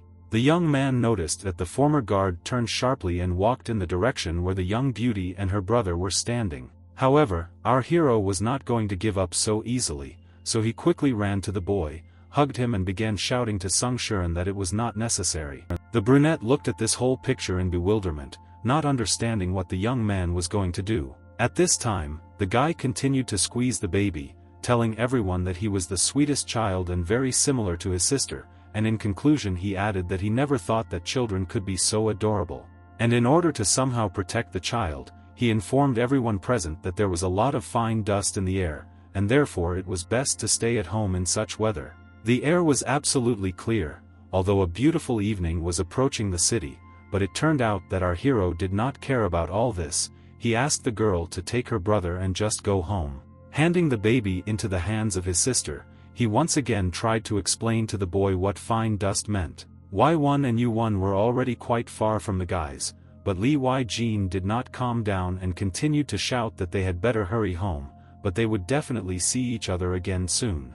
And at the end he added that it would definitely be a crowded place, perhaps a city park or square. A moment later, Sung Shuren spoke, who was clearly unhappy with what was happening. The girl demanded an explanation from the guy, and he only asked her a question about what she was going to do. The brunette looked in amazement at the young man, to whom a few minutes ago she explained everything that she knows, and despite this, he asks questions. Our hero was as angry as possible. He shouted at his friend and explained to her that she could not harm such a little boy, especially in front of her own sister. Looking into the sad eyes of the brunette, Lee Wei-jin, stating and asking a question at the same time, asked if the guards were really so insensitive. The guy lowered his head just at the moment when the former guard approached him, took his hand and asked him to follow her. But as soon as the brunette moved from her place, the young man noticed that something seemed to start falling out of her pocket. The young man looked intently at the girl. He was very interested in what was in her pocket. For a second he even thought that there was a knife there. But within a minute all his doubts were dispelled, because on the ground there was a bright candy sealed in a thin film. The guy did not expect such a turn of events, so his eyes widened to incredible sizes in surprise. The girl looked at the candy lying on the floor, while the young man carefully studied the girl, not daring to say anything. And the very next moment the brunette turned around and ran away from our hero, who was chasing her and trying to ask her something. Lee Wei-jin shouted her name again and again, forcing the beauty to stop, but he only heard the girl's refusal and a request not to follow her. With every second she became further and further, and the guy stood rooted to the spot, not knowing what to do. When the guard disappeared, the guy's stupor finally passed, and so he bent down and picked up the lollipop. After some time, the young man managed to catch up with the brunette, who by that time had already taken a light walking step. Finally, out of breath, the guy called the girl again. The weather outside was magnificent, as always, but the baby had no time for it, because he was telling his sister that they were served curry in the garden. The child enthusiastically told his older sister that he ate all the carrots that were in the dish and also behaved very well. However, Y1 did not hear him. The girl was as immersed in her own thoughts as possible, from which even the baby's voice did not bring her out. And a minute later the beauty spoke, but she turned more to herself, wondering whether Sung Shiran is the girl that Lee Wai-jin loves. The boy, who had been holding his sister tightly by the hand all this time, looked at her in amazement, not understanding who she was talking to and to whom she was addressing. Within a second, his question shocked the girl. He asked if she really liked that young man. Continuing, Yu-won directly asked if she loved that guy more than her own brother. Hearing these words, the girl sat down and hugged the baby tightly, so much so that he felt her love and care as much as possible. Still sitting on the ground, she said that for her the boy is the most important person in this world. Continuing to hug him, the blonde reassured him, promising that they would always be together, and she would never dare to abandon the child. Such words clearly had a positive effect on the baby, who the very next minute was smiling and glad that he had a sister. At that very moment, somewhere on the other side of the city, having arrived at the playground, Sung Shiran was riding on a swing. Lee Wei-jin still managed to catch up with the fugitive, and, looking at her back, the young man began to apologize, calling the current situation a simple misunderstanding. His words clearly hurt the brunette, who, turning around with anger in her voice, told our hero that her task was to calm the baby, since any mistake or wrong movement could enrage him. It became clear that in a special textbook it is written that the illusionists must first be given something to eat, and then checked whether he is a person or not. However, the entire plan that she had planned so carefully was ruined by the actions of the young man. He, in turn, was not thinking about work, but about the fact that brunettes, who were considered the best guards, also tend to be shy and blush. Turning to Lee Wei-jin, the girl wanted to explain something else to him, but when she saw his smile, slightly hidden behind his hand, she screamed angrily and ordered him not to laugh.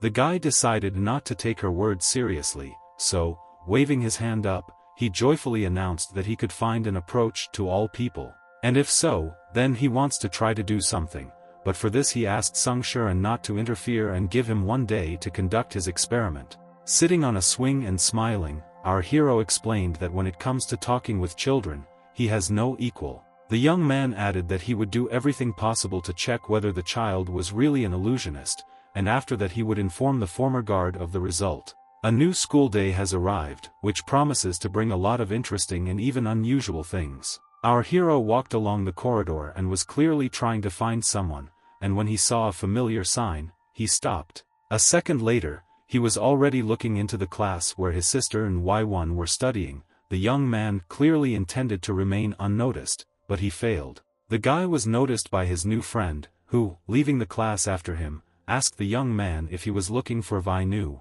The young man clearly did not expect such a question, so he hesitated for a few seconds, not knowing how or what to answer. The situation was saved by the same Y1, who, without waiting for an answer, simply informed our hero that Y-na was at the first aid station. Lee Wei-jin, remembering this room and thinking about something of his own, with surprise in his voice, asked again where his sister was. With horror in her eyes, looking somewhere, the blonde asked the teacher not to do what she was about to do. The red-haired nurse touched the girl's leg, but gently reassured her, telling her that everything was fine and she didn't need to worry at all. Standing behind the naked Vai-na, she said in a gentle voice that if the girl was a little more patient, she would get something she had never dreamed of before. Lee Wei-jin, who simply imagined it all, began to scream and resist everything that was happening. Kneeling in front of the class, he asked himself where such an incomprehensible illusion came from in his head, but he still had some doubts about this, because the guy knew that the red-haired nurse was not as simple as she seemed. Not understanding what was happening, Yi-won hurried to calm the young man down, saying that Y-na was just dizzy, so Lee Wei-jin shouldn't worry so much about his sister. And then in a soft voice she added that her friend was incredibly lucky, because she has such a wonderful older brother who cares about her more than about himself. The girl smiled shyly and continued talking about her friend, reassuring the young man again and again. However, he asked not to tell him anything more and told the truth about the fact that he came to class to see not Y-no, but Y1. The very next minute the young man was interested in what she was doing after school and what her future plans were. The beauty blushed, she couldn't believe her ears and understood that the young man was clearly inviting her on a date, noting his courage and gentlemanly qualities. Realizing that he had put the girl in an awkward position, Lee Wai-jin began to quickly retreat, explaining that he did not need Wai-won as much as her younger brother, whom he wanted to meet. Realizing that this sounded as strange as possible, the young man tried to pay a lot of compliments to Wai-won, explaining that the boy was very cute and he would like to play with him again. It seemed like Wai-won didn't quite understand his intentions as she started screaming and accusing the guy of having an abnormal love for boys. Blushing and embarrassed, our hero explained that the girl misunderstood everything, he didn't think anything bad about the baby, and he just needed to meet Yuwon. Looking at the young man, the beauty thought for a second, and now it seemed to her that she herself had put the young man in an awkward position. Smiling, the beauty told Lee Wei-jin that she would see her brother after school. Looking carefully into the guy's eyes, the girl said that after class she planned to pick up her brother, so if the guy wanted, he could keep her company. Meanwhile, in the first aid post, a conversation took place between the nurse and Vi Noi. The red-haired beauty, leaning her hand against the wall, said that the current situation was very interesting. It is interesting because the student, who takes first place in the school, skips classes, and for this she chose an incredibly unusual way, hiding in the first aid post. Continuing, the teacher asked why not if there was something she was hiding from her, not wanting to admit it. Looking closely at the nurse's legs, Why Na said that she actually had questions. Besides this, there were many things that she did not talk about, and wanted to get answers to several of her questions.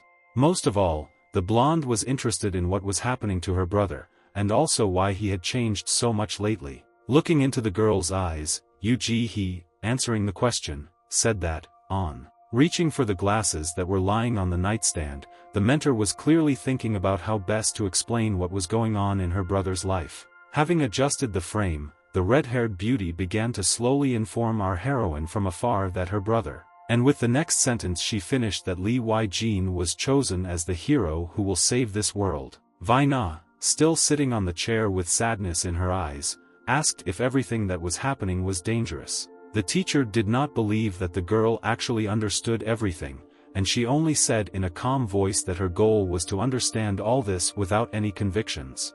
With sadness, she continued to report that for now there were too many incomprehensible moments for her that she could not figure out on her own. After hesitating a little, VN decided to ask the second question, which was tormenting her just as much. Taking a deep breath and looking straight at the nurse, the girl asked what was threatening her brother and whether he was really threatening him. Yu Ji-hee didn't answer right away because she thought that if she laughed at her sister and Lee Wai-jin, they would give up and leave very quickly, but that shouldn't happen. And therefore, looking at the evening sky, the red-haired beauty realized that she would have to answer something, because changing the topic in such a situation would no longer help. And while Vi Na continued her questions, her brother and his new friend came to the kindergarten, where, in addition to the children, many parents had gathered, taking the children home. Yu-won, seeing his sister, happily ran up to her, stretched out his little arms and began to greet her loudly. Wai-von sat down next to the baby and began to ask the child with interest how his day went, whether he obeyed the teacher. Lee Wei-jin, standing behind the girl, thought that he could not allow this child to be killed, even though he might be the mastermind, and therefore the guy was determined to develop some kind of plan. But while he was gone, the young man resolutely approached the child, bent down and asked if the baby would play with Lee Wei-jin. The boy, who just a second ago was laughing and smiling, turned into a serious and dissatisfied child. Turning to Lee Wei-jin, Yu-won told the guy to pretend, and after a short silence, he added that he considered the young man an idiot. And just a second later, Yu-won screamed and confronted our hero with the fact that his sister loved him most of all, and not Lee Wai-jin. The young man tried to explain something to the child, but he jumped on one leg, made faces and said that the young man was abandoned, he deserved it, and the losers should leave. Our hero did not give up, so he turned to the kid again and again, not understanding what he meant when he said that the guy was not good. Suddenly, a girl intervened in the conflict. She bent her head and, with doom in her voice, began to ask her friend for forgiveness, and also to say that the boy was not brought up. With sadness in her voice, the beauty explained that their parents were no more, and she loved the baby too much, although she understood that she needed to treat him much more strictly. Looking towards the kindergarten, with understanding in his voice, he said that everything was fine, and then asked the girl to leave. And so that it doesn't sound rude, Y1 said that when younger brothers run away, it means that they want to be followed. With a sense of purpose, he continued and also said that when children cover themselves with blankets and ignore adults, they do this in order to be paid attention to. The girl was surprised by the young man's knowledge of psychology, but it turned out that she liked it. The next minute, the young man asked for the girl's phone number so that he could write his number in the phone book. She didn't understand why this was necessary, but she still agreed because she didn't see anything strange in it. However, the very next moment, Lee Y-jin explained that he would wait for a call from the girl when she finds her brother, since he was also worried about the boy. Y1 finally thanked him and said that she would definitely call him back as soon as she met her brother. Looking after the blonde, the guy was thinking about whether he should go and look for the child with her or whether it was better to refrain from this act. The hero understood that the boy was very angry, which meant that it was dangerous to follow him. At the same time he thought about the child's words, not understanding why he called him a loser. The young man was so immersed in his thoughts about how difficult it is to be older sisters that he did not notice the wolf following him. Lee Y-jin, not understanding where to go and where he would be most useful, nevertheless decided that he would go home. Our hero was still walking along a quiet and deserted street, looking somewhere into the distance and not suspecting that a threat was following on his heels. At that very moment, Sung Shuren, faster than the wind, flew towards him, clearly sensing something was wrong. And this bad thing could be about to happen, because the wolf chasing our hero began to growl and grin. Within a second, the dangerous and evil animal was thrown aside by the one who was in such a hurry to save Lee Wei-jin.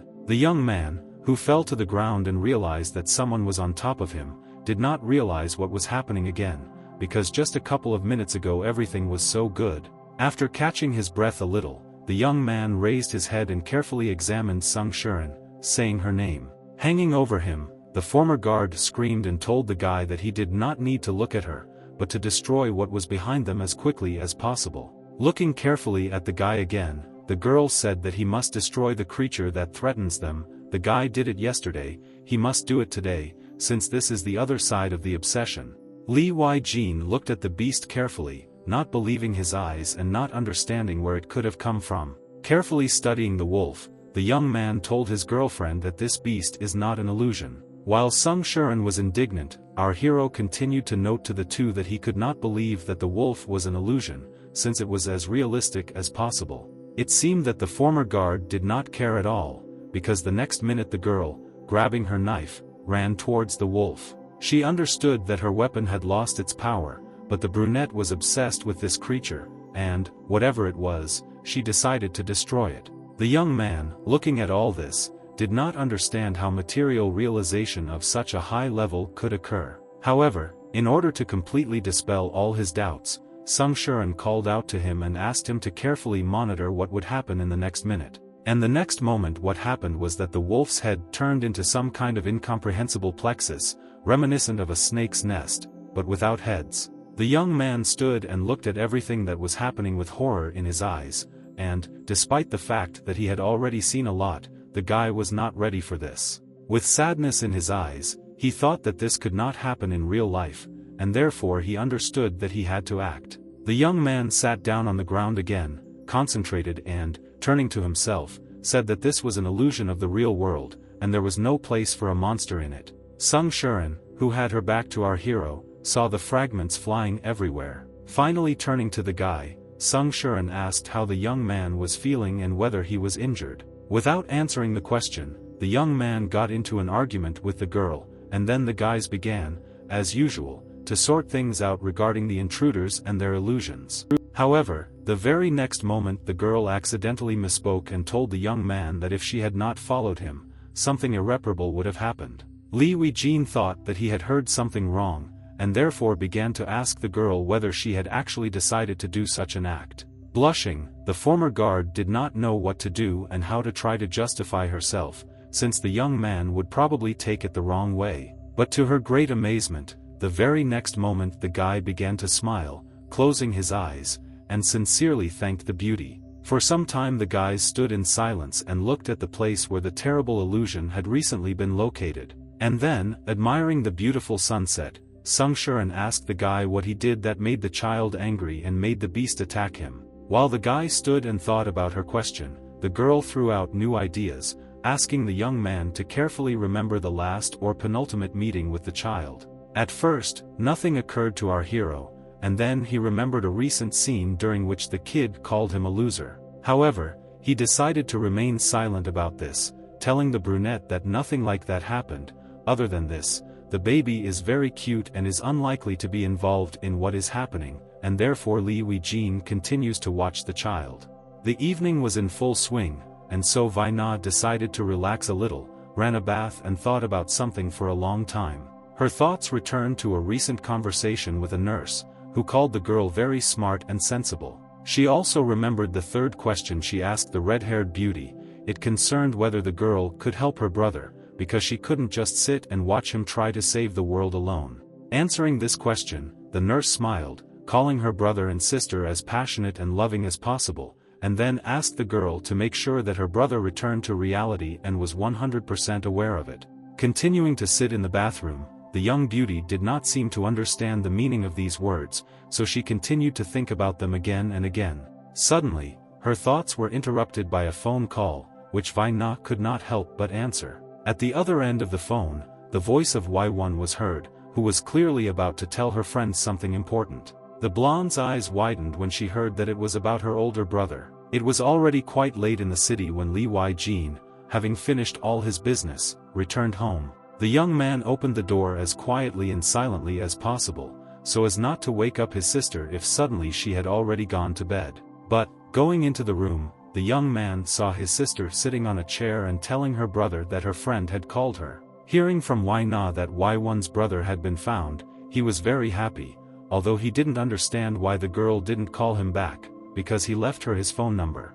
The blonde didn't believe her brother, so she asked the guy again if her friend had really given him her number. And then Vaina looked at the guy with some sadness in her eyes, but it was difficult to tell from her face what she was thinking about at that moment. Although the very next moment, she openly asked her brother if he really liked the types of girls like Y1. Li Weijin began to make excuses, saying that it was all just a coincidence. Besides this, the guy said that he belongs entirely to his queen, that is, his sister. However, a second later, realizing that he had said something wrong, he again began to apologize and make excuses. Unexpectedly, the guy heard his sister's offer to introduce the girl to him better. Throwing the towel off her head, Vaina said that she would definitely introduce the guys and make it official. The next morning, going into the bathroom and finding Vainu brushing her teeth, our hero thought that this time her punishment had gone too far. The guy spoke to the girl and timidly explained that even if she did not introduce him to her friend, she would still remain his only queen. However, in response to her brother's remarks, the girl simply laughed and said that he had understood everything wrong again. After some time, the guys were already in the corridor and were about to go on a pre-planned walk. Before leaving, Vaina handed Li Weijin an interesting cap and placed it on his head. The young man was not used to wearing such things, and, besides, he did not understand why he needed this thing, so he timidly and hesitatingly began to turn to his sister. He clearly made it clear that he did not want to wear the cap, but in turn, with a proud expression on her face, Vaina declared that if he did not like the thing that she bought especially for him, then she would go and give it away. Realizing that he was upsetting his sister, Li Weijin began to apologize, shouting that he actually really liked the cap and would always wear it. Opening the front door, Vaina pushed the guy and told him not to hesitate, because their mutual friend was probably already tired of waiting. Before meeting, the girl decided to tell Li Weijin a little about her friend and started with the fact that Y1 does not have parents, since they died in a car accident. Continuing, the girl noted that it was very difficult for her friend, because the responsibilities of raising the baby fell on her shoulders, and, in addition, from time to time she misses school because her brother is sick and he has no one to sit with. Entering public transport, Li Weijin noticed that everyone around him was looking with interest and admiration at his younger sister, who was actually very beautiful. While Vaina was telling something very important, it turned out that her brother was not listening to her, and this made the girl very angry and upset.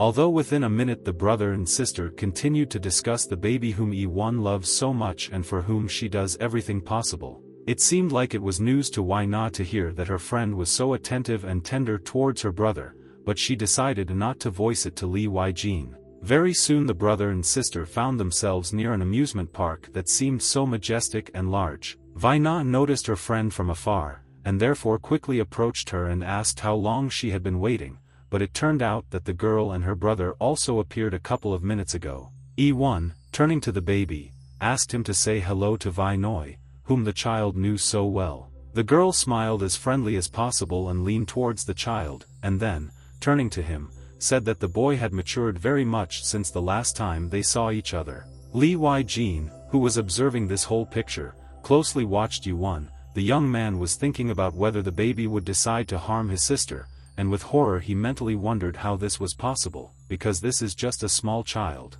Finally, not a trace remained of the baby's timidity. He smiled, addressed Vai Na as a sister, and said that she had become even more beautiful. The girl did not expect to hear this, but she was incredibly pleased that such a small boy noted her attractiveness. Flattered by such recognition, Vai Na, whom the child dragged to ride the carousel, said that a real man already lives in this baby. Looking after his sister and possible young seducer, Li Weijin tried to stop the girl and prevent something serious from happening. He noticed Yu1 turn around and stick his tongue out at our hero. There was obvious anger and some kind of competition on his face. Although the baby did not show this to the others, he smiled happily and told the girl something while they were together. Y1 and Li Weijin had no choice but to stand and just watch the guys who left them a minute ago. Our hero, carefully studying the boy, began to convince himself that such a charming child could not create such a terrible illusion, which means that someone else was behind the monster.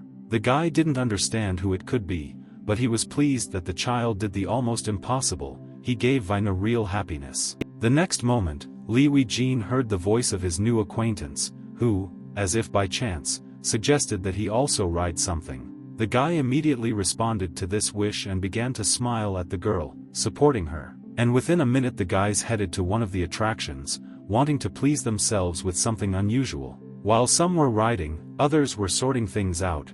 These were Sung Shuren and our nurse Yu Ji Hee, and the subject of debate was the red-haired beauty's comments regarding the housing of our former guard. Sung Shuren asked the girl why she had come, and she said that she needed to discuss something very important with the former guard. And then she added that a new team member would be sent in the near future, and the management stated that today there is someone who should be gotten rid of immediately. The brunette immediately remembered the wolf that Li Weijin had recently destroyed, and asked the teacher if we were talking about the owner of this beast, but received a negative answer. Continuing, the nurse noted that we were talking about a humanoid who was very dangerous and should be eliminated. Despite the fact that several hours had already passed, our heroes continued to have fun in the park, and little Yu1 pointed out to the guys which attractions they would go on next. Most of all, Li Weijin did not like this idea, since the young man was too tired from active recreation in the company of a child. But Vai Nu was not at all embarrassed or tired by such a walk,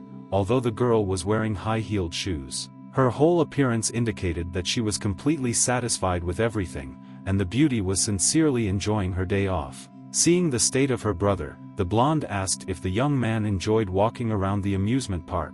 Not wanting to justify himself or explain, Li Weijin told his younger sister that he was satisfied with absolutely everything. With a smile on her face, Why Not added that if a guy is interested, then the expression on his face should radiate joy. In addition, he should remember that she came to the park only because of him.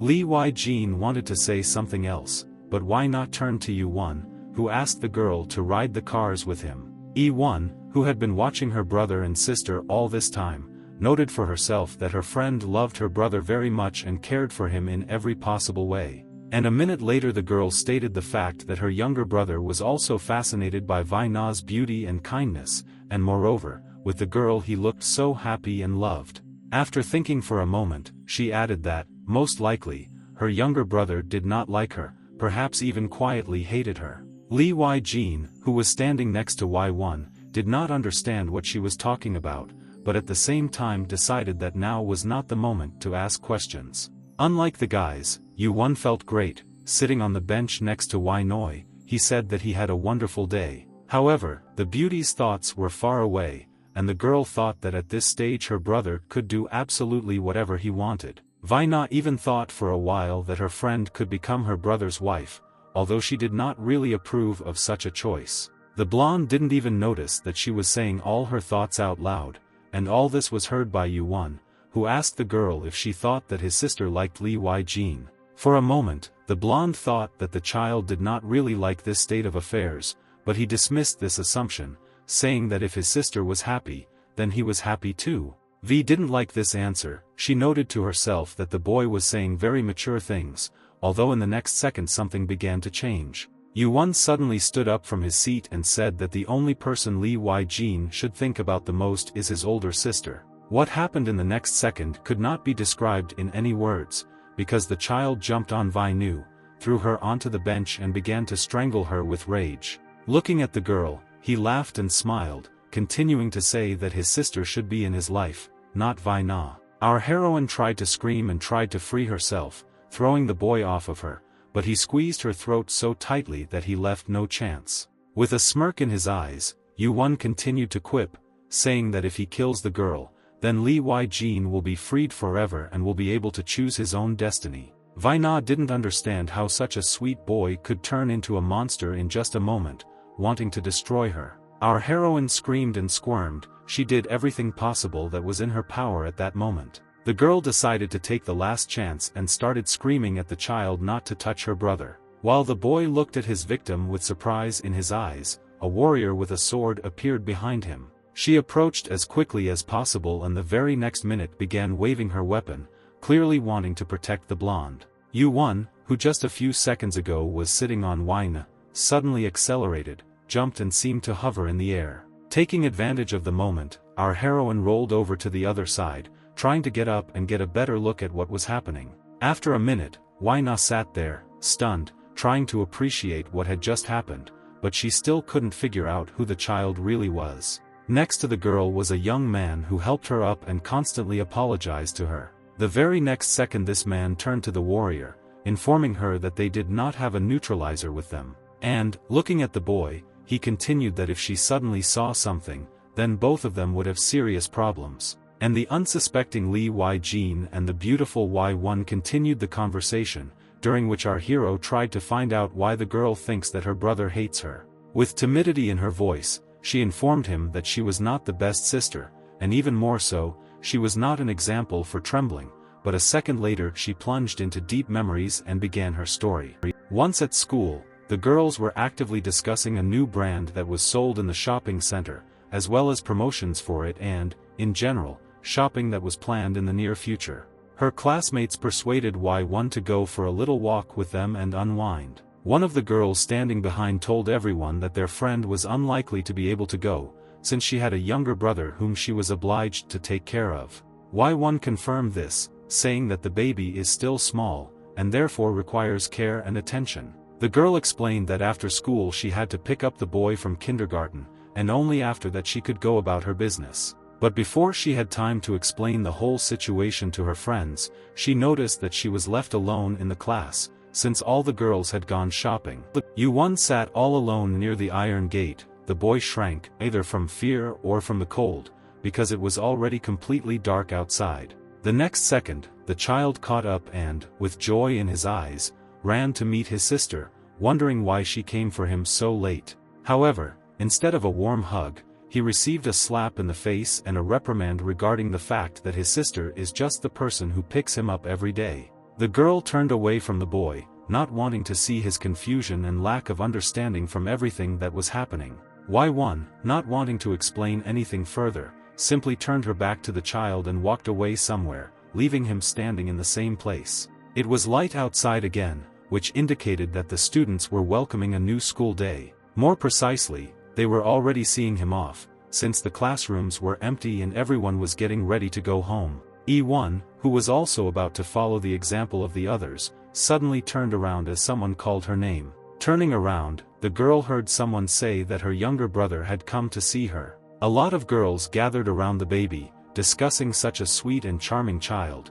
They did not believe that their classmate had such a handsome brother. Finally, breaking away from the girls, the baby looked at his sister with joy and amazement, calling out to her. Smiling, the boy said that the girl comes for him every day, and this is not entirely correct, but if so, he decided to surprise her and come for her himself. But instead of understanding and joy, she was met with screams and insults. One told the child that she did not ask him to do anything like that. Turning away from her brother and blushing, the girl only thought that the baby had put her in the most uncomfortable position. The child looked after his leaving sister and, turning to Vina, wondered if his sister thought that she was much more comfortable when he was not around. However, Vina hastened to reassure the baby, telling him that in fact everything is not so simple, his sister is tired, and it is necessary to give her time.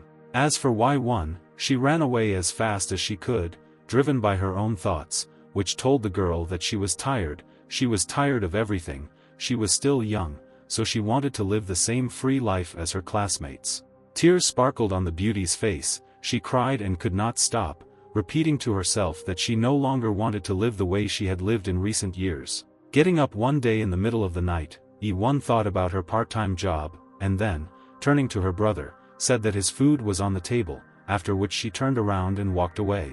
U1 asked his sister where she was going, but having received no answer, he still continued to sit all alone, looking at the closed door. Despite the fact that it was deep night in the city, the girl, having collected a small bag, wandered somewhere. It seemed that she herself did not understand where she was going. However, the next moment the beauty stopped and thought that she was too angry and had acted wrongly with her little brother. Within a few minutes, the girl stood on the threshold of her own house and joyfully shouted to her brother that she had brought his favorite Korean sweet pancakes. However, there was no one in the room, and therefore the girl shouted again so that the boy would surely hear her. Not finding him in the living room, Y1 decided to look into the bathroom, and after opening the door, she asked again if Y1 was there. However, the picture that opened before her eyes plunged the girl into real shock, which could be easily read from the expression on her face. Still standing in the doorway, the blonde drew attention to the child's head, slightly peeking out from under the water. She couldn't believe her eyes, because in the bathtub, filled to the top with water, lay the lifeless body of a child, and a hairdryer was floating in the water next to him. The next minute, E1 was telling someone that her brother had been electrocuted, and the investigators said that, most likely, the baby was trying to dry his own hair. Her interlocutor was Lee Wee-jin, who listened to this whole story, not believing that this could actually happen. He understood that the girl blamed herself for leaving the baby alone at home that evening. The beauty added that the incident that happened with her brother became indicative for her. Thanks to this whole story, she realized how much she loved Yuwon. Lee Wee-jin was literally rooted to the place where he stood. The young man couldn't wrap his head around everything he had heard a couple of minutes ago. Continuing to stand in the park, our hero again and again asked his friend questions about her brother, because the guy really wanted to figure it out. And while some were talking peacefully, others were having a real battle, in which a man took part, saving the guards from an evil child. Sanbi's partner ordered him to immediately go to them. The defender argued that she could handle the child herself. And if at first he denied it, then after a moment, realizing the complexity of the situation, in a calm voice he wished young Somi good luck and asked the girl to be extremely careful. Finally, the young man warned her that the material realization of this child is surprisingly detailed, which means that the guard will have a hard time. And at that very moment, at the other end of the park, E1 continued her story, explaining to Lee Wee-jin that she resurrected her brother because she could not imagine her life without him. It was for this reason that the baby became the way he became, and that is why he entered into battle with Yun Somi, who furiously tried to resist the little monster. For a moment, it seemed that the guard had succeeded, as the child began to lose strength and froze. In addition, the leader of the group began to take part in the destruction of the baby, taking aim and shooting at Yuwon. But to the great surprise of all those present, the desired effect did not happen. The boy, smiling and raising his hand, informed everyone that he had already died once, which means he could not die a second time.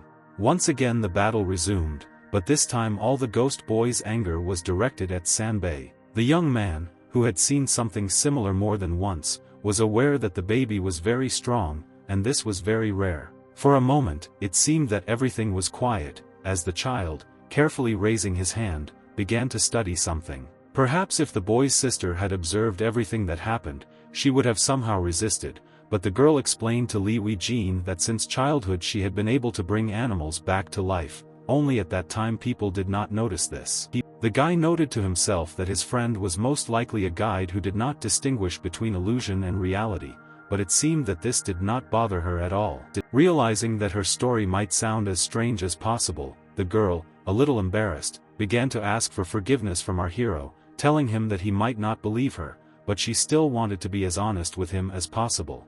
And then, stumbling a little, she continued and said that, most likely, for a number of reasons the young man did not understand her. The beauty wanted to say something else, but the next minute she saw her brother heading towards her, rushing to tell her something. As Yi-Won leaned over to hug her brother, the boy informed Li Weijin that several strangers had attacked Vina. When our hero heard about this, his eyes increased in size. The young man began to ask the child about everything that happened in order to collect as much information as possible. With tears in his eyes, clinging to his sister, he began to say that it was some unfamiliar old man. And then he added that the man had a strange knife with him, which he rotated, clearly showing his strength. However, Li Weijin still wondered how this could happen and who was after his sister. The guy was about to ask something else, but he didn't have time because Sung Shuren appeared in front of him, shouting that the child was an illusion. The former guard continued to shout and explain that he had not been a person for a long time, he was just an illusion. And looking at his new friend, Li Weijin realized that if he was invented, then the girl was a boss. And it was she who spoke in the next second, justifying the baby and telling everyone that she didn't care who he was, because the most important thing for her was her brother.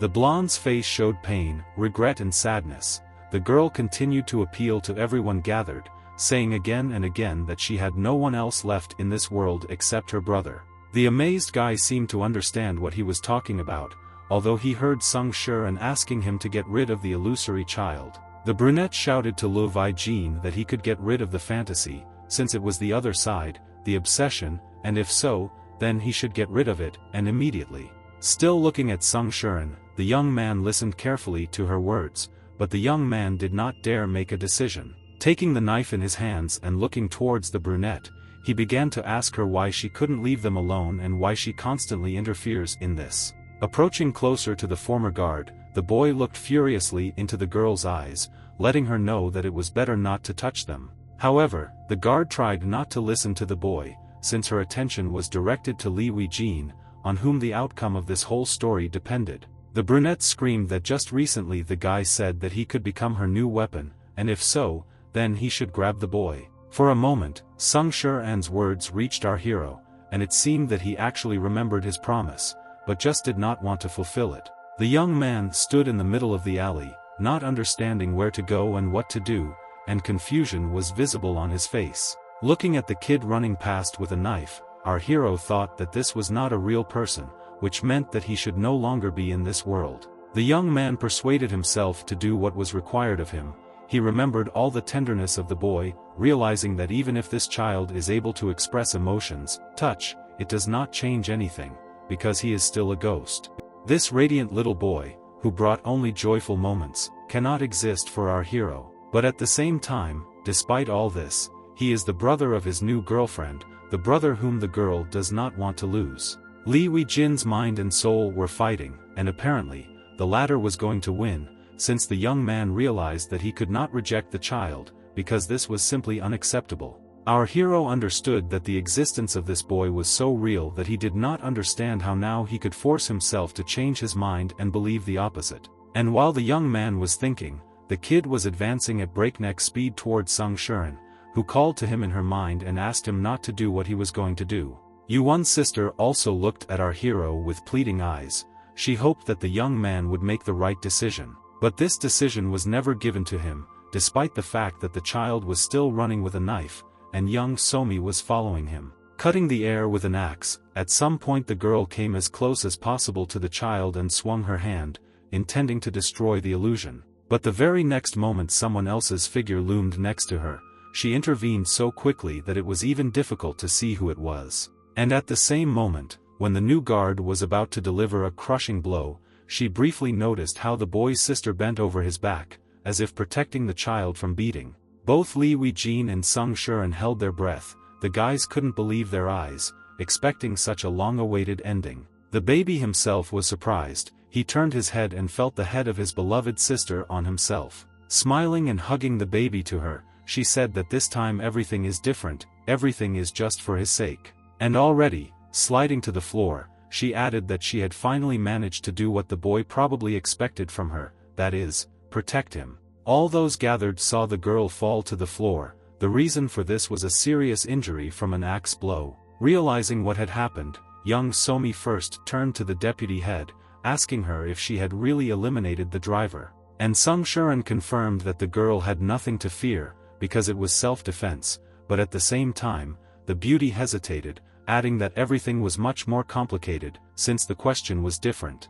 It concerned how the illusion of a child could still be among them, since the driver had already been eliminated. At that very moment, an alarm sounded in the park. The administration asked all visitors to leave the attractions due to problems. Our nurse, who was in the park all the time and heard the warning, did not understand what was happening, because this had never happened before. The girl felt that something was wrong and thought that perhaps she had come too late. But for some, everything continued as before, and therefore the guard, realizing that the ghost had not gone anywhere, decided to get rid of him again. Realizing that now the boy was all alone and there was no one to protect him, young Somi swung again and tried to deliver a fatal blow. However, the next minute the child sharply grabbed the guard's hand, showing that he was not as weak as he might seem at first glance. Yu-won squeezed the girl's hand so tightly that she almost screamed in pain, still holding her axe. None of those present understood where the boy had so much strength, but he threw the guard aside as easily as if it were a doll. Realizing that everything had gone too far, Sung Shuren once again turned to Lu Weijin, as if making it clear to him that their common cause depended only on the guy. She screamed and told her friend that he must get rid of illusions, otherwise there will be even more deaths, although this is wrong. For a while the young man stopped and thought about something again. It seemed that he did not understand the meaning of the word anymore. Therefore, I decided to ask the former guard what she meant and what she wanted to tell him. Within a second, anger was visible in our hero's eyes. Turning to Sung Shuren, he told her in an indifferent voice that the person who killed his friend was young Somi. Unexpectedly for everyone, he changed the topic to the fact that the current day is as good and beautiful as possible. The young man happily looked around and talked about what could be more beautiful than the blue sky, white clouds and such a warm, welcoming sun. And then, sharply turning his gaze to the baby, he noted that despite all this, the girl was no longer alive, because she sacrificed herself. The young man looked at the little boy who stood in the middle of the alley and stated the fact that his sister was killed, and before his eyes. Li Weijin was the only one who understood the boy, and therefore reassured the child, telling him that he, too, would feel broken and lost. And within a minute, looking carefully into Yu-won's eyes, in a calm and dispassionate voice, he ordered him to kill the villain who had so cold-bloodedly destroyed his sister. It seemed that he, the boy, could not believe what he had just heard, because his eyes widened and both a question and some kind of misunderstanding were read in them. But there was no need to repeat it twice,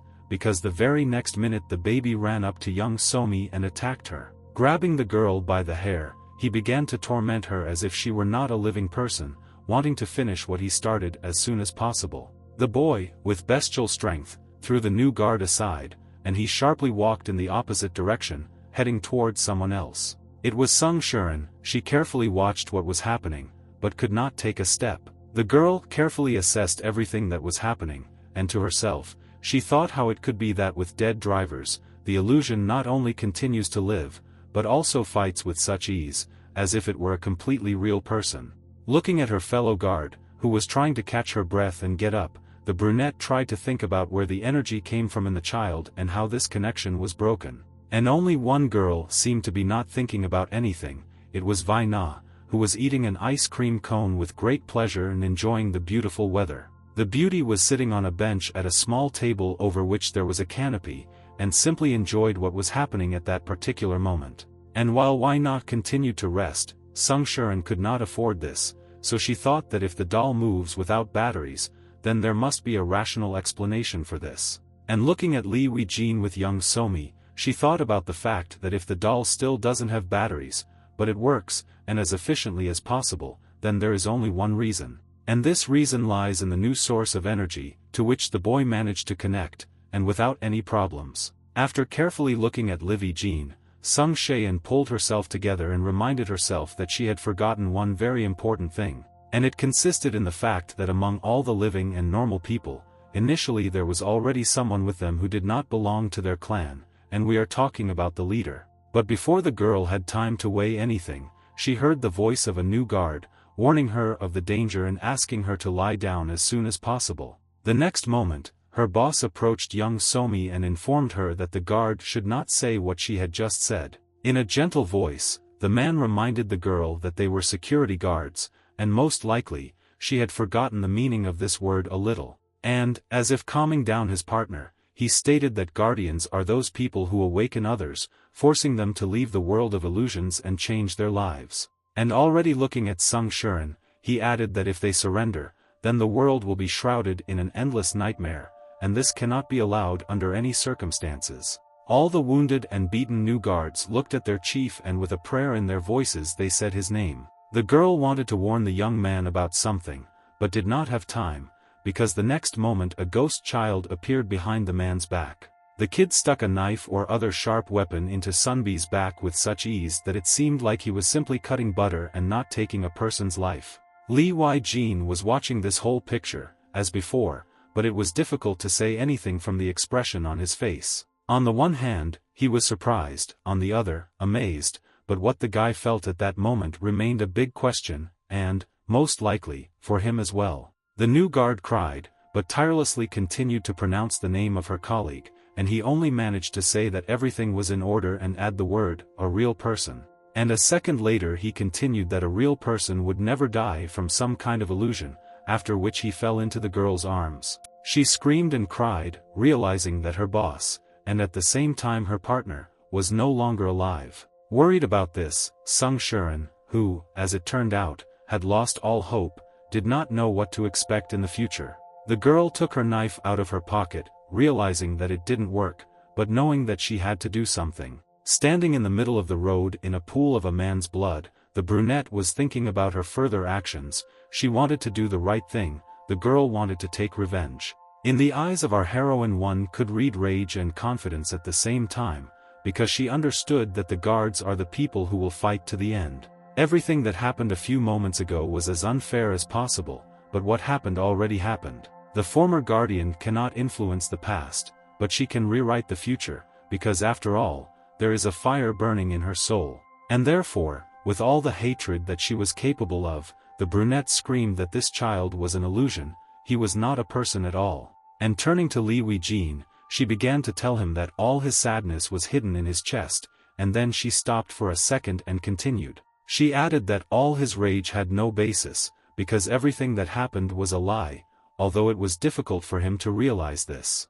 Suddenly, Li Jin abruptly stopped his thoughts and looked at the beauty, telling her that he could vouch for the fact that Yuan looked like an absolutely normal boy. And looking at how Sung Shaein was heading towards him with a knife, he continued and stated that Yuan was dead, nothing could bring her back, and this was also unfair, this should not have happened. And the same applies to Yuan, the most ordinary boy who died a little earlier, but not in a fight, but because of an accident at home. But before the young man had time to finish his sentence, the former guard shouted that she could not allow the dead to influence reality. This means that the girl will fight for those who are still alive, doing everything possible to make the world a better place. Turning around, she saw that the ghost child was quickly approaching her, intending to neutralize the brunette. A fight broke out again between the former guard and the boy. The child was still as strong as he had been some time ago. Sung Shaein did everything she could. The girl seemed to remember all the tricks she was capable of. At some point, the boy bent down so that his hand rested on the ground. At that second it seemed that the girls managed to neutralize the boy at least for a while in order to win precious minutes for themselves. The brunette took advantage of these minutes and therefore, accelerating, ran forward. She grabbed a knife and, running up to the ghost child, attacked him, plunging her weapon right into the illusion's head. With an angry look, the boy looked into the eyes of his offender, but for some time did nothing, although the very next minute he jumped up alive and unharmed, gathering new strength to attack the brunette again. Sung Shaein was aware that her knife was not working, and she was unable to somehow interfere with the child. However, it seemed to everyone present that our heroine had some kind of plan, because she looked at young Somi and asked the girl to pick up her knife. Tearful and upset, the new guards seemed to not understand what was happening and did not know what they could do if everything had already been done. And while one girl was thinking about Sung Shuren, the other was not wasting time, and therefore, running up to Yu-won, quickly and tightly grabbed him from behind and again turned to her colleague, urging her to end the ghost as soon as possible. At that moment, the boy simply stood there. Pain, resentment and disappointment were visible in his eyes, which could not be hidden. All these emotions were not hidden from Li Weijin, who also witnessed everything that was happening. Young Somi did not understand why her unarmed colleague was risking her life, but she only replied that the girl should not worry about this, because on the day she received the knife, her fate was already predetermined. It seemed that this story concerned everyone except the young man, who was also a simple witness and did not interfere in any way while real battles were unfolding next to him. While the guy was immersed in his thoughts, Sung Shuren asked her colleague whether the girl shared her own opinion about the fate of the guards. But before she had time to answer, our brunette turned to Li Weijin and called his name. And then, after a short pause, she asked the young man to free himself from his illusions when she was gone. For some time the guy looked in amazement at both the brunette and the whole picture unfolding in the alley. But the very next moment everything changed again, because, plucking up courage, young Somi again grabbed her axe and ran towards the ghost boy. At that very moment, someone, turning to some girl, began to wake her up and say that she was sleeping in the wrong place, so she should immediately get up and leave. It turned out that we were talking about Vina, who somehow inexplicably ended up on the bench and continued to sleep soundly while her friends fought for life. The girl, covered with a man's jacket, did not seem to understand how she ended up sleeping on a bench in the park, so she began to ask the security guard relevant questions. He, in turn, hastened to reassure the blonde and said that some kind of accident had occurred on the rides, so all the visitors left, and since the park was closing, the girl should also go home. With horror in her eyes, Waina digested everything she had just been told, trying to figure out what to do next. The very next moment she ran into the depths of the park, with such speed that the guard did not even have time to say anything to her. He just stood and looked at the beautiful blonde, also trying to understand for himself what happened to her. And while Vaina was finding out where her brother was, the most terrible, but at the same time unexpected, thing happened in the park, because the guard was finally able to achieve some results, because the boy's severed hand lay on the ground. The ghost child himself did not die, but blood flowed quite strongly from the wound, although it seemed that this did not bother the boy at all. This did not bother young Somi, who, turning to the deputy head, as she called her, asked if everything was okay with the girl. Looking at the boy, the former guard replied that she gave the order to get rid of the child, no matter what, and this is what young Somi should be concerned about first of all. And turning her gaze from the illusion to her colleague, the beauty continued to explain to the girl, as if hinting that the matter needed to be completed, that they most likely would not have such a chance again. For a while, Sung Shuren stopped and turned her gaze to Li Weijin.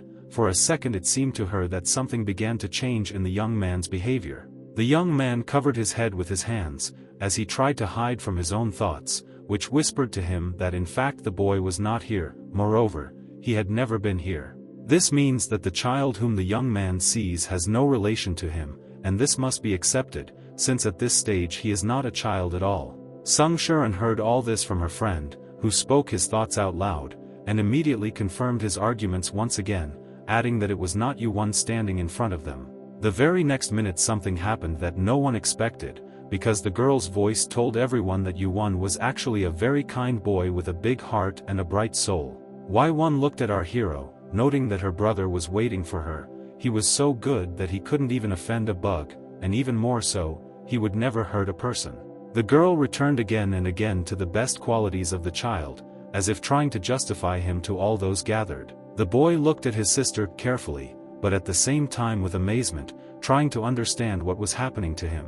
And the beauty, in a gentle voice, turning to Yu-won, suggested that the baby go somewhere together, wherever he wants to go. The child approached his noble sister and extended his only little hand to her as a sign of agreement. The next moment, he shouted joyfully that he really wanted to go with her. Therefore, He literally pounced on his sister, wanting to hug her as tightly as possible, and perhaps even climb into her arms. Brother and sister looked at each other carefully. It looked as if they had not seen each other for a very long time. The guards observing what was happening watched in shock and bewilderment as the picture continued to develop in the park. Although the very next minute Sung Shuren began shouting at Li Wei-jin, accusing him of creating such a strange illusion, and this, despite the fact that the young man denied everything. Perhaps, another time and under other circumstances, our old guard would have continued her tyranny, but given the complexity of history, she tried to really weigh everything and realize who else could create something like that.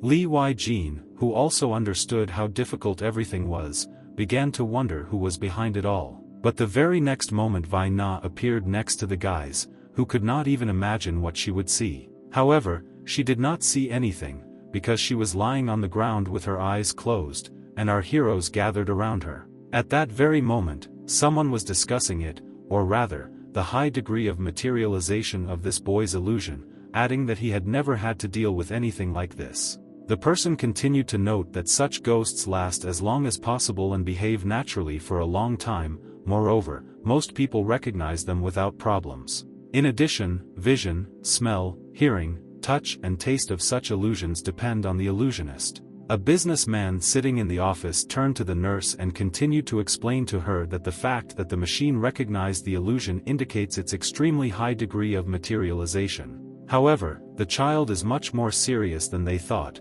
since he has maximum strength, energy and endurance. Listening to the young man, the red-haired beauty thought about something. It was clear that everything that was happening was very disturbing to her. After a moment, without a shadow of embarrassment, the girl noted that the person she was talking to was dead, and the authorities didn't seem to care. The man did not understand what the nurse was getting at, and therefore decided to ask her again why the girl thought so. But without waiting for an answer, the young man continued and said that this case had two problems. The next moment, he began to type something on the keyboard, clearly trying to find and open some information or show the nurse something important. And a minute later he said that the first problem is that you shouldn't be nervous about the dead, although the illusion continues to grow stronger. The second concerns the fact that another illusionist has taken over this fantasy. The teacher did not understand how this was possible, but the interlocutor with a calm voice explained, using the example of Loch Ness Nessie, which has been periodically manifesting itself for 1,000 years, that in their case there is nothing strange. And to make everything very clear to you Ji-hee, the man explained that delusions are the result of our desires and fanaticism, and even if the creator suddenly passes away, under certain conditions he can continue his work, but will choose a different object for this. After a pause, he continued and said that he once heard a story that managed to surpass all common sense. As if defending her student, the nurse said that it was too early to blame Li Wei-jin for everything, because they needed to look into everything carefully. However, the man hastened to assure the girl that there is a second problem that concerns Vi Na, because the girl has become very close to the ghost child. The young man said that young Somi told him that it was Vi Na who saw the dead idealizer, and then turned sharply and asked what Ji-hee herself saw. It seemed that for the first time the teacher did not know what to answer her, or did not want to do it, so for a moment she thought. However, she immediately began to talk about how the girl was lying lifelessly on the ground in the park, but where she came from there, she herself could not understand. Li Wei-jin rushed to his sister while she hurried to the young man, trying to calm him down. The young man shouted that his sister lay ahead and needed help, but the teacher stopped him, wanting to make sure that it was actually Vi Na and not her ghost. Ji-hee tried to explain to him that a few seconds ago Y1 was in this very place, but now she is not there, but there is his sister, who has changed her appearance. That is why the girl wants to find out whether the young man is really convinced that this is a real and not an illusory sister. This time the teacher decided to use the word illusion, which in this case best suited everything that happened. For some time, the girl managed to calm the young man down, although the very next second an ambulance arrived to pick up the victims. The nurses quickly loaded Wai-nu onto a stretcher and hurried to take her to the medical facility. Realizing that not all was well with their sister, our heroes followed her to be aware of everything that was happening. The young man knocked on the wall so hard that he knocked out a piece of putty, but did not pay attention to it, drummed hard, shouting about what was happening to his sister and where she had been taken. Our hero was in a strange room, tiled on all sides and with one large, opaque window. The guy understood that he was being seen, and therefore began to threaten, warning all those who have at least some connection with his sister that if something happens to the girl, his revenge will not be long in coming.